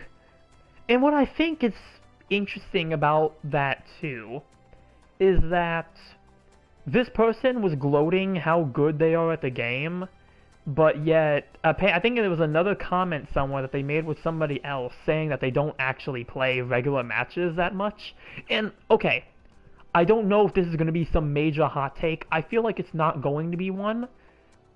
But I feel like if you cannot play the base game good, if the only thing you can do is 1v1 random people in custom rooms and not play the base game with random people in the way the game was intended to be played, I'm sorry, you're not good at the game. I'm sorry, but no. No, you can't just play 1v1s in customs and just claim that you're some god tier player. I'm sorry, that's not how that works. A lot of GBO2 players seem to take it too serious. I don't know about me, other than dealing with Dumbos, no matter how much I at least try to explain about something. Yeah, I mean, again, it's more of the toxic minority. Because, I mean, I feel like a lot of these channels and a lot of these videos that are more on the toxic side of things, I feel like you purposely have to go find them. Like, you don't just get them in your recommended. I don't bother much with other channels, really, other than seeing new suits, good gameplay, and just seeing you. When thinking things don't go their way, they downswing teammates and do generally toxic gameplay. Since you like the closest to being fun and chill in a way I prefer. Yeah, I mean, I try to be relatively like that. I try to be a bit more open and positive. I think that's kind of my whole, way of trying to look at things. I want to be more welcoming. Because, again, I know with GBO2, depending on who you go to, and, the type, I don't know. I feel like it's just, you do have those toxic corners. And you want to find somebody who, might just, again, be genuinely chill. So I try to offer that best I can. But, yeah, happens a lot, especially in low ranks. Yeah, I mean, I see it in high ranks as well, but I haven't been low rank in forever, so I have no clue, what it's like with lower rank players, but yeah. It's kind of how I try to be, even to an extent to others I may not be friends with anyway. Yeah, I mean, again, it's just trying to be positive. Try to be positive on things. Are there things that make me upset, and are there things that, I get upset talking about? Yes. That's normal. That's just normal human nature. I'll get upset about things, like talking about these toxic players right now. That pushes my buttons. Grr. Grr. That makes me... That does kind of boil my blood a little. Again, just from more of the experience with it. But other than that, I mean... Yeah, I feel like my experience with GBO2 has been, for the most part, positive. But for just, again, some side things that are really minuscule. Don't really matter in the grand scheme. Yeah. I rarely look at the GBO2 court anyway, since it's all the same. Yeah, I kind of use it for that same purpose too, of really just trying to keep up on the updates and stuff like that. Really, that's my main goal. I do want to try to keep up to date as much as I possibly can. But, yeah. I only look in there for info. Yeah, I mean, yeah, and it's pretty useful for that too, but, yeah. Banner info, hidden stats. Mm-hmm. All that good, useful info. The banner art and the renders. That's really just it. All else is like whatever. Yeah. I mean, again, in the end, yeah. I'm still pretty happy with the most part with my GBO2 experience. And the people I've interacted with too. I mean, I've been able to interact with some pretty cool people on things. You know, especially here on stream. Probably, you know, some of the best that I've been able to have GBO2 conversations with. Because again, we just kind of chill. We vibe. We literally just vibe. And hey, maybe we talk about other things as well. You know, it's not always about GBO2. Sometimes we're able to talk about other things. Oh! Reminds me, I didn't bring this up last stream. I want to bring it up now. Screw the average users in GBO2 on console channels since they need to take chill pills. Here, okay, before I forget, we don't even have to elaborate more on this. I just want to mention it, just so people know that I'm up to date on it. Gundam tabletop card game. Okay, we can move on now.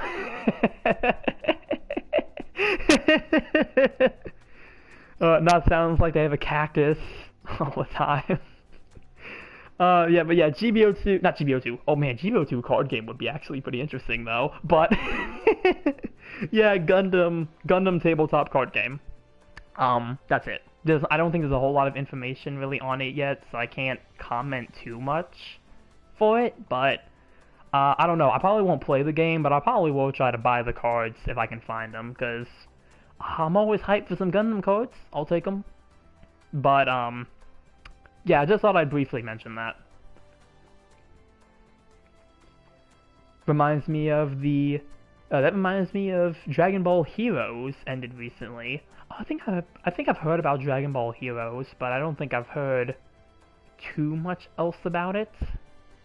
The arcade card game from 2010 to 2024. Oh, nice. That had a pretty long lifespan then. Honestly, we could have probably just dedicated a whole segment of the stream talking about Sparking Zero. Because, man, I want to play that game so bad. Oh, yeah, but the Xenoverse devs. I've seen a lot of Xenoverse 2 stuff, so I guess that might be where I maybe have seen some of it. Maybe that might be where some of my familiarity is coming from. Is it possible you'd be doing some duels, or not on this stream? Hello, Hamid. We tried to do some duels earlier, but it was pretty laggy. So right now I'm just kind of dedicating the stream to chatting about things and kind of just catching up on, you know, recent events and whatnot. So just really kind of chatting right now, really. It's GBO2, so I'm here for that usually. Yeah. Yeah, it was pretty rough. Like, there was a lot of lag. We don't know where the lag was coming from, but it was kind of laggy. So just to kind of play it safe and make sure that we wouldn't get a stream disconnect, yeah, that's why we kind of stopped where we did. But yeah, like I looked at Dragon Ball games on Steam because I was like trying to be like, okay, well, can I play one of these and maybe try to start getting into it? But then I was like, I might just wait for also Canon Gone cringe. But yeah, really tried to. I know, like last son. What's the thing with that too? The Canon Gan in concept does seem really cool. It's just in this game, how dumb it is in this game. Yeah, they definitely gave it a little too much. I think they need to bring that suit down a bit. They need to, in case you're coming in now and you didn't hear the thoughts at the beginning. Yeah, like Canon Gan, I feel like they need to nerf that thing a little bit. Unless it balances out. Maybe it will balance out. Not sure. Also, I'm the S- from last stream, so just want to say hi. Well, hello. Welcome back. But yeah, at this point, I'm really just waiting for. I'm really just waiting till I can get a Sparking Zero. Because I mean, I think a lot of the stories in that are based off the Dragon Ball series, so I feel like I could play that and start getting a good understanding. Also, they had me at they had me at like the last character reveal trailer, where they had Android 13 in there. Like I'm like, okay, I gotta get it for Android 13, because I can't just not. I can't just not have the line prepared in my head. Don't you lecture me with your $30 haircut. Like I can't, I can't resist the what ifs. Oh yeah, the what ifs too. I've been watching a lot of the what if parts as well. Yeah, the what ifs also seem really cool. I like that concept to me alone also makes me really want to get it, just for the fact that it'll have so much replayability. Just being able to do the different story mode stuff. But yeah, I feel like the top three characters. Have you heard Armored Core 6 getting a possible DLC? I think I may have heard about it. I don't really keep up with Armored Core 6, so I may have only briefly heard about it once, and I wouldn't know the full details. Super Saiyan and Saiyan Saga be rad? Yeah. Um, if I had to name the characters that I probably would play, Beerus, I definitely want to play Lord Beerus because he's probably one of my favorite characters from my little knowledge of Dragon Ball. I have like two figures of him, so like, he's probably the only character that I really know like that. Also Dispo, really like Dispo, he's really cool. And then Android 13 for the meme. Oh, well, I don't know. I probably would try to play Frieza too. I also really like Frieza. I think he's really cool. No pun intended there, but I guess also really cool. Cooler. I really like Cooler's design as well, so I probably would also try to play him. But yeah, a lot of. I mean, there's a full roster of characters. There's really a whole lot to choose from. I'm very interested that, like, yeah, me wanna be Blue Gogeta. I'm actually surprised that we don't have more. I mean, maybe they'll try to add them later on. I'm surprised we don't have more Gods of Destruction. Like, I'm surprised Champa wasn't playable. Um, or who's the other one? His name is slipping. His name's slipping. I had it for a second and it's slipping. Belmont. I'm kind of surprised Belmont wasn't playable either. I don't know why he surprises me. He just kind of does. Dragon Ball Sparking Zero is arguably the best Dragon Ball Z game aside from the Tataki games. It pretty much is BT4, just the naming is in the Japanese naming. Yeah, wasn't it initially announced as the fourth game for that? Like, I think the initial trailer. Well, but they said it was from the same people, I think, who made those games. Like, it was one of those. I think, yes, I don't know if it's just in the US it's named differently for Sparking Zero. Yeah. So BT3 is Sparking Meteor, so yeah. Okay, so yeah, probably, yeah, that's what I'm thinking of then. But yeah, I mean, I'd definitely be in for a couple more of the Gods of Destruction. Just to have a couple more of them. Because a lot of them I do really like their designs. But I mean, the roster is already so big, so, like, again, with my limited knowledge of Dragon Ball, I probably wouldn't be super picky about the roster of characters. I'd be pretty satisfied with, like, a lot of who's in there already. Because, again, Beerus, Dispo, Android 13, all of those are characters that I'm familiar with and like, so a lot of the people that I would play just for the craps and giggles, they're already in there. Oh, Cell. I gotta play Perfect Cell. And all that powering up makes your brain swell up a bit. Like, gotta play Cell over here. For new characters, it'd be for Blue Gogeta. Honestly, since Gogeta was my first character I played in any Dragon Ball game. Have you seen Transformers 1 by any chance? I have not seen it yet. I plan on seeing it soon, though. I think I have plans to go and see it. It might be this week, so no spoilers, please. I'm trying to keep myself open. I've heard it's really good, though. I've heard it's really good, so I do have, some decent expectations of it. But yeah, I'll probably be watching it soon. What you doing? Hello, Mr. Real. We're just sitting and chatting here. Just talking of, currently we're talking about Dragon Ball games, but really just kind of chatting. BT3 was when I first saw Dragon Ball, and before that it was the fan series Super Mario Bros. Z. Wait, wait, hold up. Hold it! There's a Super Mario Bros. Dragon Ball fan series? We got everything. Oh! Hold on. This brings me to that, the recent death battle that happened, that, like, everybody is debunking. It had Omni-Man in it. I don't remember who it was fighting, though. It was big in the 2000s. That does sound like something that'd be big in the 2000s.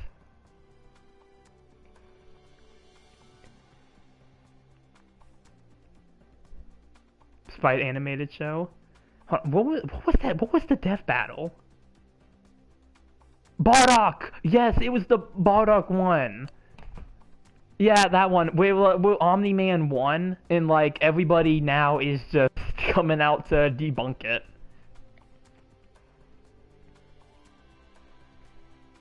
Yeah. That one. This is probably that's gonna be the most recent death battle. I mean, probably what is the most recent, I feel like, death battle call out of our time. Like, I feel like there's a lot of people who I've been getting videos recommended for that are just calling out that video. They're just calling it out. So, yeah, I didn't watch the original one, and I mean, again, I probably wouldn't. I mean, I watched a few of the people explaining it, but I haven't watched the original one. I probably wouldn't get it, so that's probably why I haven't watched it, but yeah. I don't even bother with them, but I somehow got something from that, and it's like, I haven't watched them in a while either. And you know what? Actually, the only reason I think I got it is because somebody I'm subscribed to, he does a lot of short videos, and he did a short kind of briefly talking about it, and after that, I just kind of started getting all of those videos explaining it. Only because of me looking at DB stuff lately for Sparking Zero.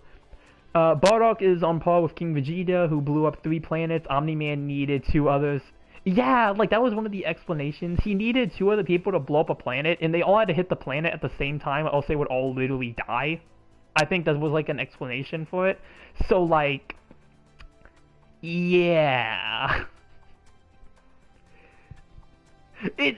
And it's so funny, too. We can have Omni-Man beats up Homelander, and everyone agrees it's the coolest thing ever, but then Omni-Man wins against anybody else, and now it's literally just a whole debunking episode.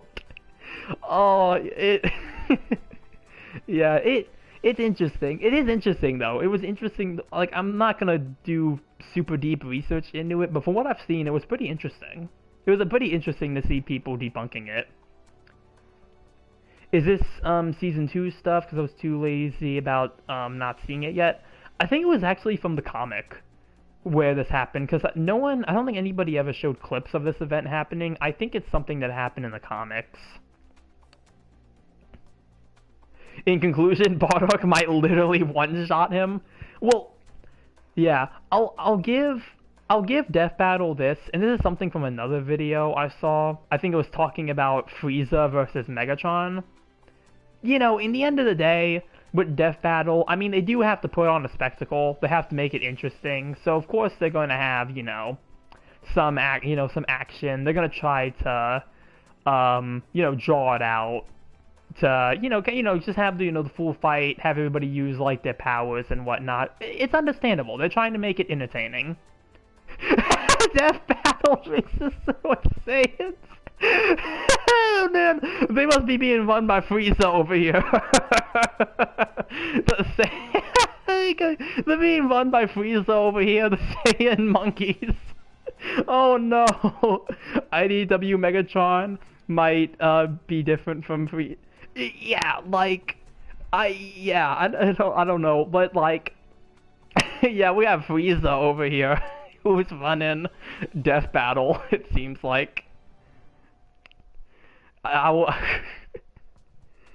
I saw someone say that about it.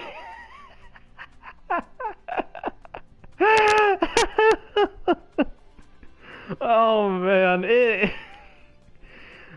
yeah, I don't even remember how the Transformers one went. I want to say, did Frieza win? I want to say in the Frieza versus Megatron. I want to say Frieza may have won. I really don't care about that kind of stuff. I gotta find it. Hold on. Who actually won the fight? I gotta look it up.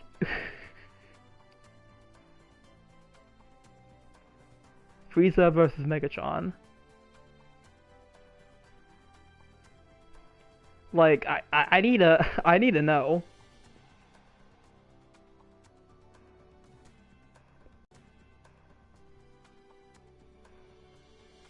Frieza won? Okay, yeah. So yeah, Frieza is definitely running Death Battle. Frieza is definitely pulling the strings in the background. It's all on the writer who writes who wins by the end anyway. Stanley said so. Yeah, like I mean, like I said earlier, at the end of the day, they're trying to make something that's entertaining. So, you know, it is what it is. High extreme difference though. Yeah. Yeah, Frieza's running Death Battle. I'm sorry, it's confirmed. It's confirmed. Next thing I know, now that I debunked this information, I bet the Frieza Force is gonna come knocking at my door. I might be cooked. Oh man. But yeah, I haven't watched Death Battle in such a long time. I don't even remember what was the last one I actually took the time to watch. Megatron was actually whooping Frieza for a good amount. Yeah, that was like one of the first comments I saw when I just pulled up the video.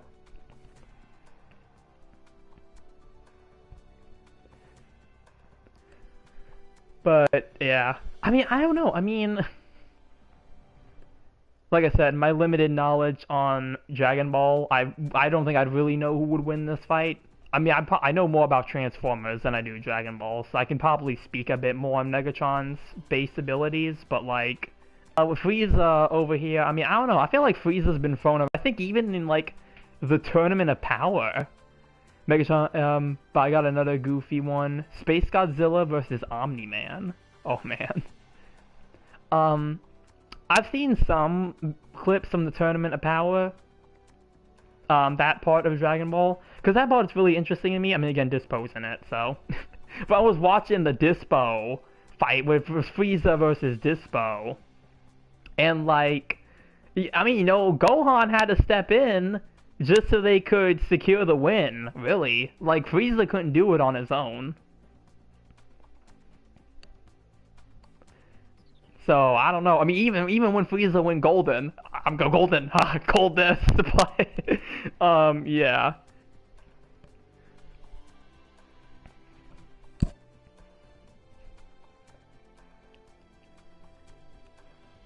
If there was anything from Dragon Ball I would want to watch completely, it would definitely be the Tournament of Power. I would want to see that whole thing on screen. Golden Freddy wannabe? God dang it! I'm a go golden. Oh man. Yeah, like yeah.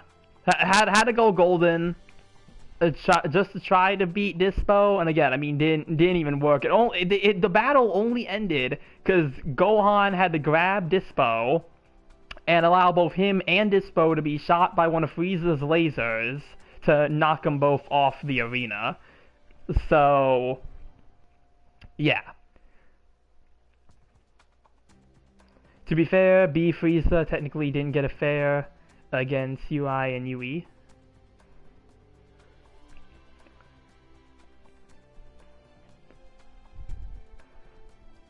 that manga stuff. Yeah. I don't know a whole lot about the manga. He would not know. Yeah, yeah. Like the only thing I think I know from the manga regarding Frieza isn't there like he has like the black form. Like what is that what it's called? Like he has the form where he's supposed to have like was it Frieza Black? What was that form called? Because I know that was something I think that was used. Yes, that one. I know that was in the Megatron Frieza Death Battle. That's probably where I heard it from. I heard about that.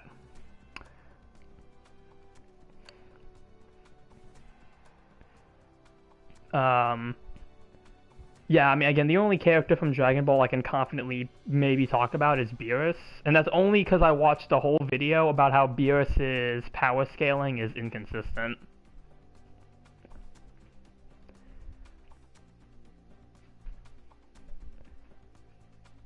So, like, he's probably the only character I can confidently talk about.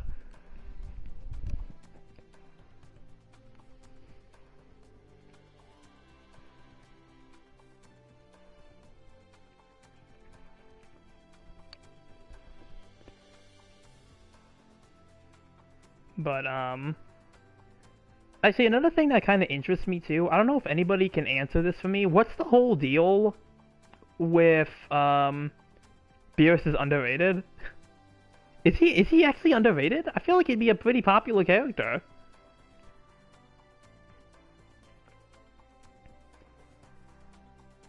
Like I feel like he's got to be one of the OGs, right? Like it's Lord Beerus.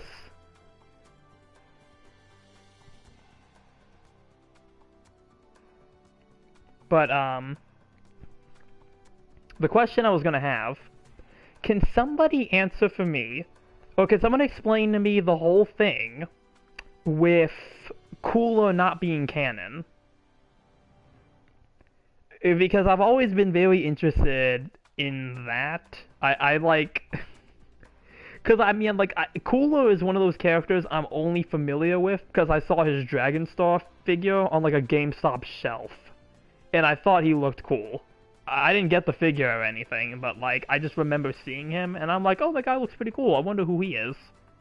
And I only just recently learned as well that he's Frieza's brother. But like, I keep hearing a lot of things about him not being canon, I guess. I wish he actually was, since I don't see why he can't someday. Exactly, yeah, I've never understood it. Like, why is he not, yeah. Oh, from a non-canon movie. Cool isn't canon due to not having nowhere to fit in Dragon Ball Super Canon. Oh. Okay, so Dragon Ball Z movies are not canon, so because of that, he can't be in Super. That's what I'm getting. Am I correct on that?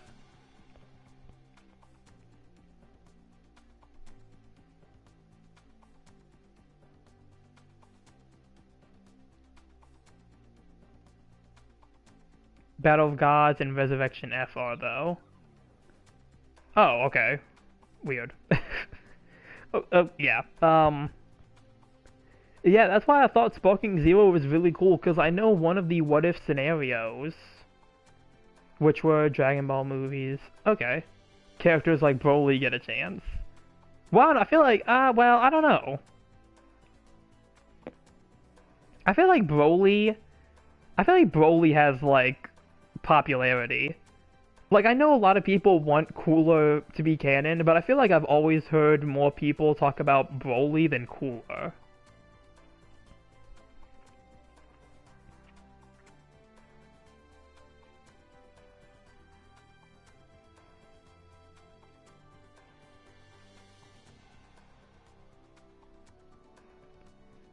But yeah, I don't want to bring up spoilers for, yeah, I just see Super as modern canon. Yeah, I don't want to bring up spoilers for Sparking Zero from things I've seen. So I don't know if anyone is okay with that or not. It's one of the what if scenarios that I just wanted to talk about.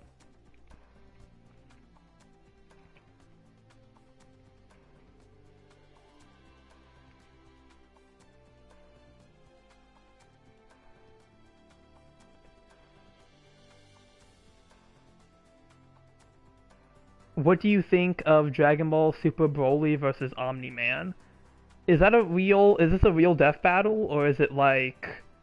Is it like just a what? Is this like just some what if scenario?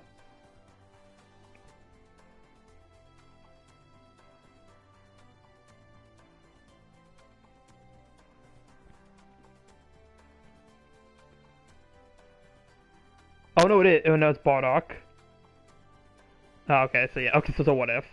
The old anime canon is that Bardock's special to OG Dragon Ball, Dragon Ball Z history of Trunks and GT.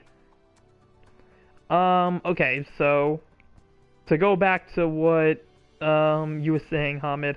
Um, I mean, like I said, I don't know a whole lot about Broly to really make a solid opinion on that. I don't know a whole lot about Broly. Like I kind of just know him by name, and I'm pretty sure he's supposed to be super strong, but I don't know how strong he's supposed to be. Like I've heard he's supposed to be a pretty powerful opponent. Hey, I heard you're pretty tough. Let me fight you. But yeah, that like I really don't know anything about Broly like that to say anything.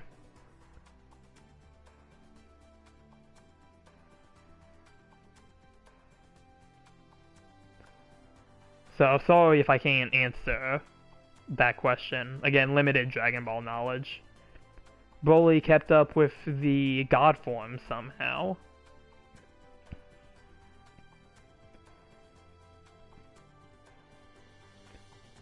So I mean, well, yeah, I mean, yeah, because I feel like one of the things that, well, I don't know.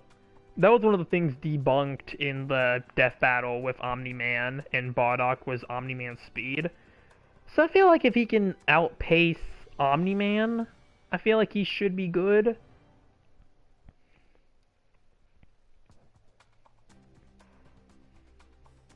I know some be like, Toriyami never win GT. Okay, so what he still did, some designs of it. I don't care. It is really this or not. Yeah, GT was something that I heard a lot of people talk about with Sparking Zero. Some can fit in better than other cannons. Yeah, like I remember with the GT stuff. I remember that was a bit of a discussion when with Sparking Zero when they made that trailer that showed all that stuff. I mean, again, I really don't know a whole lot about GT. The only thing I've seen about it was a meme video about how I guess GT is literally brain rot. It's like yeah, you see this group here? What do they call themselves? The Sigma Force? Like, I don't know that much about it either. Like that, I really don't know anything about GT. Yes, that one. People thought GT would be DLC. That is what I heard the most, and it turned out not to be the case. So, yeah. That's what I had heard about it, was everyone saying, or at least a lot of people were saying. I don't want to say everyone, but a lot of people were apparently saying that it was going to be DLC, and then turned out not to be the case. Other than no Super 17.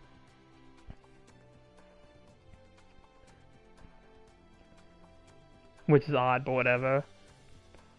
Yeah, so... GT has my second favorite SSJ design.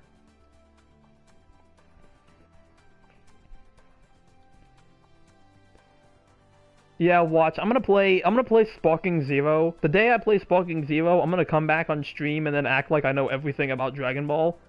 Yes, I know the lore now. I am a I am a Dragon Ball consumer. Oh man, I don't know. That probably won't be the case. I feel like I'll get out of that and probably be like base knowledge. And if anything, again, I'd just be there to have fun. I just want to have fun. I just want to play the game where I can blast people with giant lasers. That's wild. I feel like a lot of people for GT, as there is a lot of not liking for Super.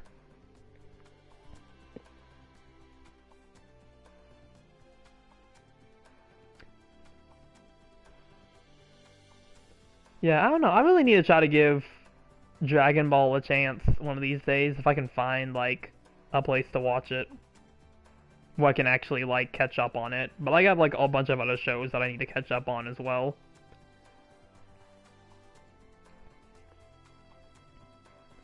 It's a mixed reaction with those two series. You should act like you know how to power scale DBZ characters. Oh, well, you see, Hamid. I think that the farmer with a shotgun would solo Grand Zeno because the farmer with a shotgun. I mean, that shotgun got to be at least at like, multiversal levels of power, right? Like, come on now, there's no denying it. He really is that powerful.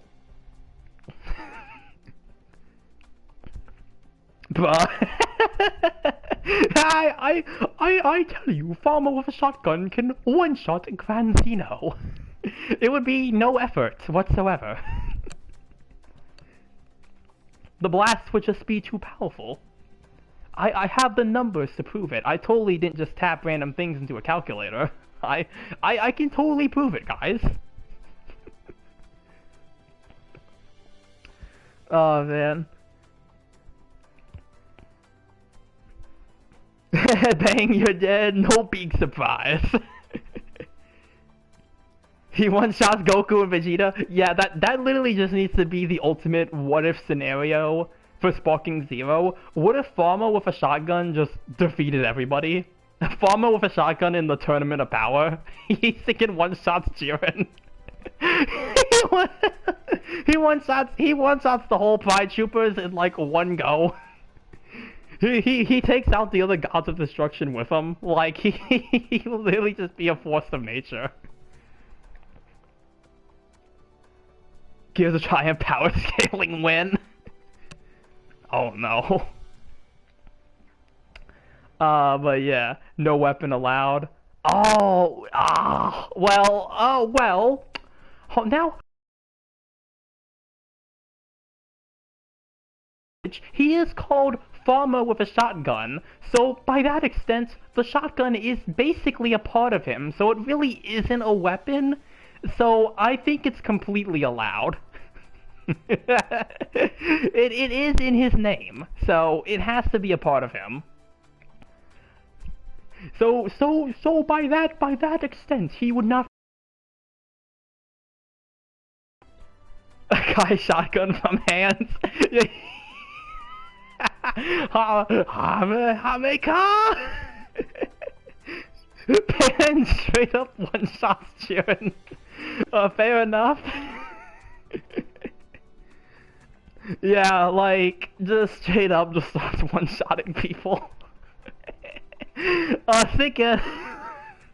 This reminds me, of a meme clip from Jimmy Neutron, where it's like with Sheen, where he gets Sheen when he gets like the really big head, and it's like literally like they gave him like the Dragon Ball sound effect when he like does the whole Hama Hama Ka. And literally one of the comments is literally like the comments like he one shots Beerus, then it's followed by he one shots Grand Zeno. So yeah. But yeah, like it. Hameka. Yeah, like, I'm surprised somebody didn't try to do a what if. Like, I haven't seen it because I know you can do the custom scenarios. I'm surprised somebody hasn't done it where, like, Frieza Force soldier, just the Frieza Force, like, trooper, just beats everybody. It's like, generic Frieza Force soldier just starts beating up everybody. Totally how I know that that move is named, not Kamehameha.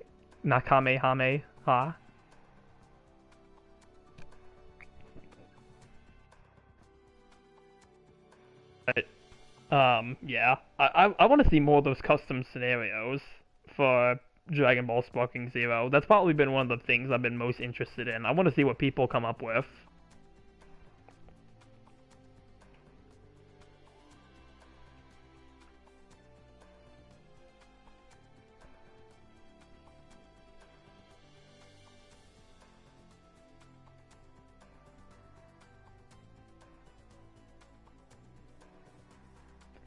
But Yeah. Also, the customization's supposed to be really good, but I haven't seen too much on that. But really, yeah, I mean, I'm sure whenever I try to, I'm sure I'll probably, have some stuff to say about it. Do you know Motor Jones by any chance? I do. I know about the series. I haven't watched it though.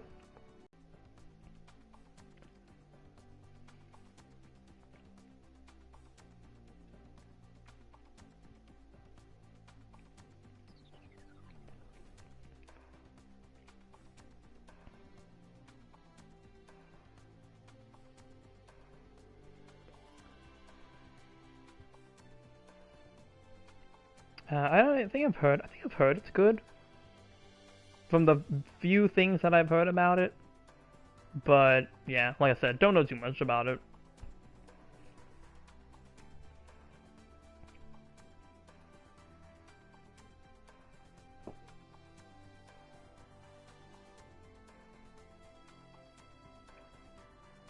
I think that'd be it to what is in my head and needing of saying, other than watching kaiju movies. I Nothing like a good kaiju movie. Still haven't watched Croczilla. That's still on my um still on my watch list. I gotta watch that someday. I don't know if you gonna go off or not. I'll probably stay on for a bit more, but I'll probably be trying to wrap things up soon. We'll see. I'm waiting. I'm waiting to hear for the um about Motor Jones, because I feel like that was leading up to something. So I didn't know if there was some Motor Jones news that I was to hear about. I'm very curious. I'm very curious if there was more to that.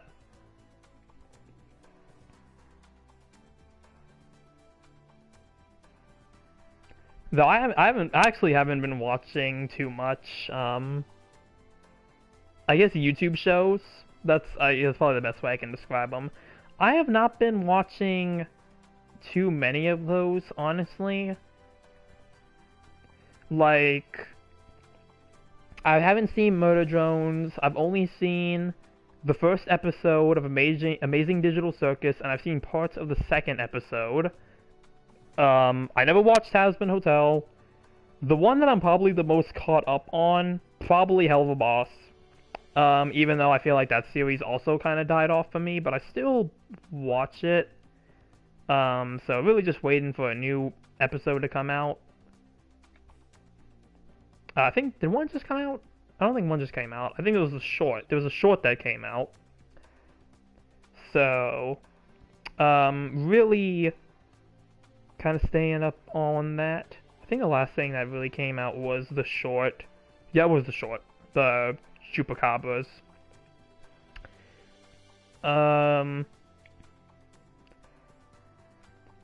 Really, I'm really just kind of waiting on Lackadaisy. Really, like that's like the YouTube series, indie series that I'm really trying to really trying to catch up on. Like I'm like there hasn't been any episodes yet.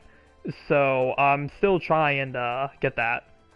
The one indie series from a meme lord who makes meme vids about Mario who is obsessed with spaghetti.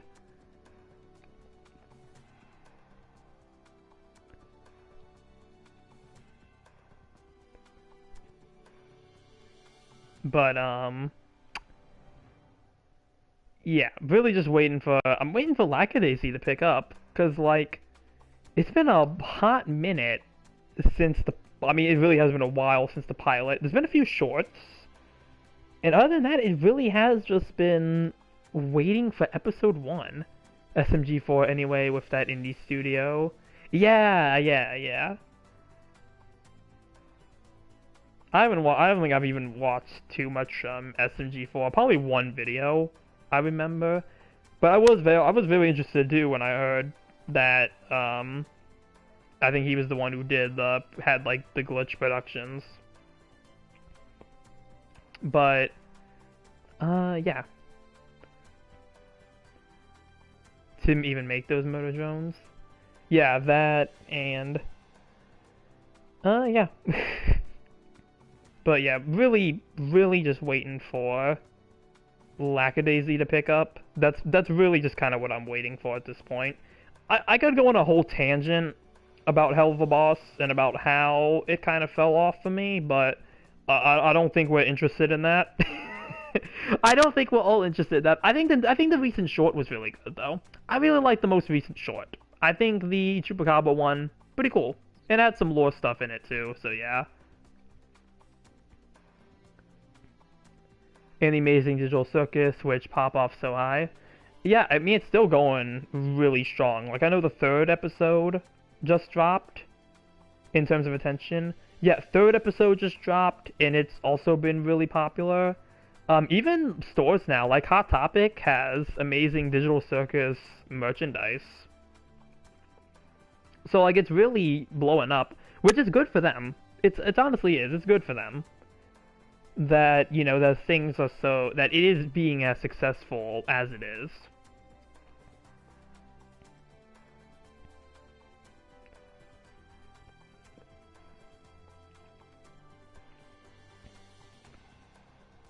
Good smile there with Neandroid. Or Nendroid? Of the MC.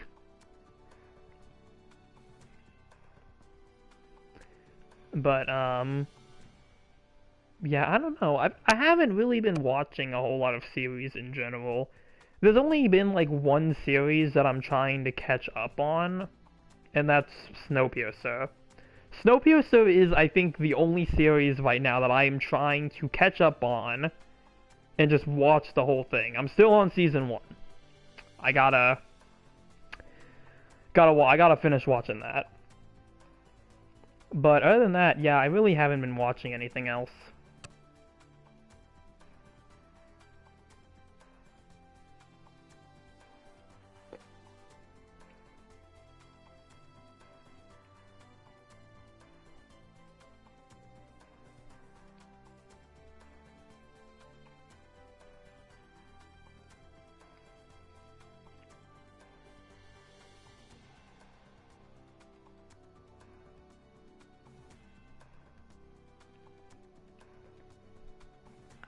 But, excuse me, clear my throat out there for a moment. Yeah, I'm getting very dehydrated. I only had one bottle of water and I didn't grab a new one, so hopefully I'm not getting raspy or anything. Definitely gonna need to get me a cold bottle of water once I'm done here, but yeah. I don't know, there just hasn't been a whole lot. That's it for me anyway. Yeah, I don't have too much else to say. I mean, we've kind of already diverged from anything Gundam related, which again is fine. Totally fine. Nice to always talk about this other stuff as well, but yeah, I don't think I have anything else to really cover, so yeah. You need to wash yourself and have dinner. Alright then. So, yeah, probably, again, I'm getting pretty dehydrated here. I'm getting pretty dehydrated, so for my hours of rambling, even when not playing, we managed to get to a 3-hour stream mark here, so congratulations, this ended up not being a short stream. We did it, guys! We beat the expectation! But, yeah, I really don't have too much else to say that I haven't said already. Really nothing, yeah. Drink some water, you Firefox. Yeah, I really do need to get some water after this. But, yeah, really nothing too else to say. You know, my usual videos are gonna be up. I'm gonna have one tomorrow, and, you know, also have one Wednesday as well. I don't know what I'm going to do for the Wednesday video yet. I have a couple ideas, and I think I know what I want to do to become Water Fox. Hey, did you know in terms of human and Pokemon compatibility, Vaporeon is the most... but yeah, no, jokes aside, I'm not bringing that up. yeah, gonna have my usual videos up on the usual days. No, no. um, yeah, usual videos. Those are gonna be up. Um, but yeah, don't know what I'm gonna do for Wednesday yet. I think I have an idea though. Probably it might be a longer one, but it's something I've been kind of wanting to talk about. It's related to another video I've done already, so do want to try to get that out and get it prepped if I can. Or not if I can. I mean, if that's the one I'm gonna do, but that'll likely be the case. But yeah, I think that might be all I have then. So yeah, I guess we're gonna sign off for the night. Pretty nice chat stream here. Again, we beat the short stream expectation. I thought this would be a shorter one, but no, actually went on nearly 3 hours. So, yeah, pretty successful if you ask me. But yeah, I'm gonna be calling it off here for the night. Again, videos are gonna be up at their usual scheduling. Not gonna be too much different there. Yeah. Chilling do help to be long, yeah, than playing the game. Yeah, and it's just nice to catch up on stuff that would have caused more risk, yeah. Yeah, I mean again with the matches we had already, it certainly would have been a bit more riskier, but I think we managed to figure it out. But yeah, gonna end it here for the night. Yeah, there might be some shorts I might make from this because we had some very interesting highlights. So there might be some shorts that I try to make from this stream here. So those might pop up, in the coming days. But we'll see. We'll see what happens. But yeah. Yep. Later, Willie. Later to everybody else as well. I'll see you all in the next one. Actually, I'll probably stay a few more seconds. I'll give it a couple more minutes just to make sure that we don't have any more last minute comments. I'll probably just give it another minute. Just to make sure, we cleared everything. No more questions, comments, concerns, anything that needs to be brought up last minute. Just have the Garazulu Angelo rotating on screen.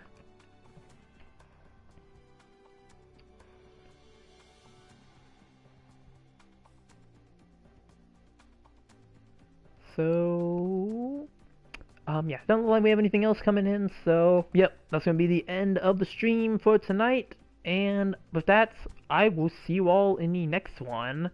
Remember to like and subscribe if you enjoyed, and also, remember to share as well, if, you think there's anyone who'd be interested, because that really does help out the channel. But, yep, I'll see you all in the next one. Later. That was the wrong, that was the record button. Okay, bye. Bye. Good night, everybody.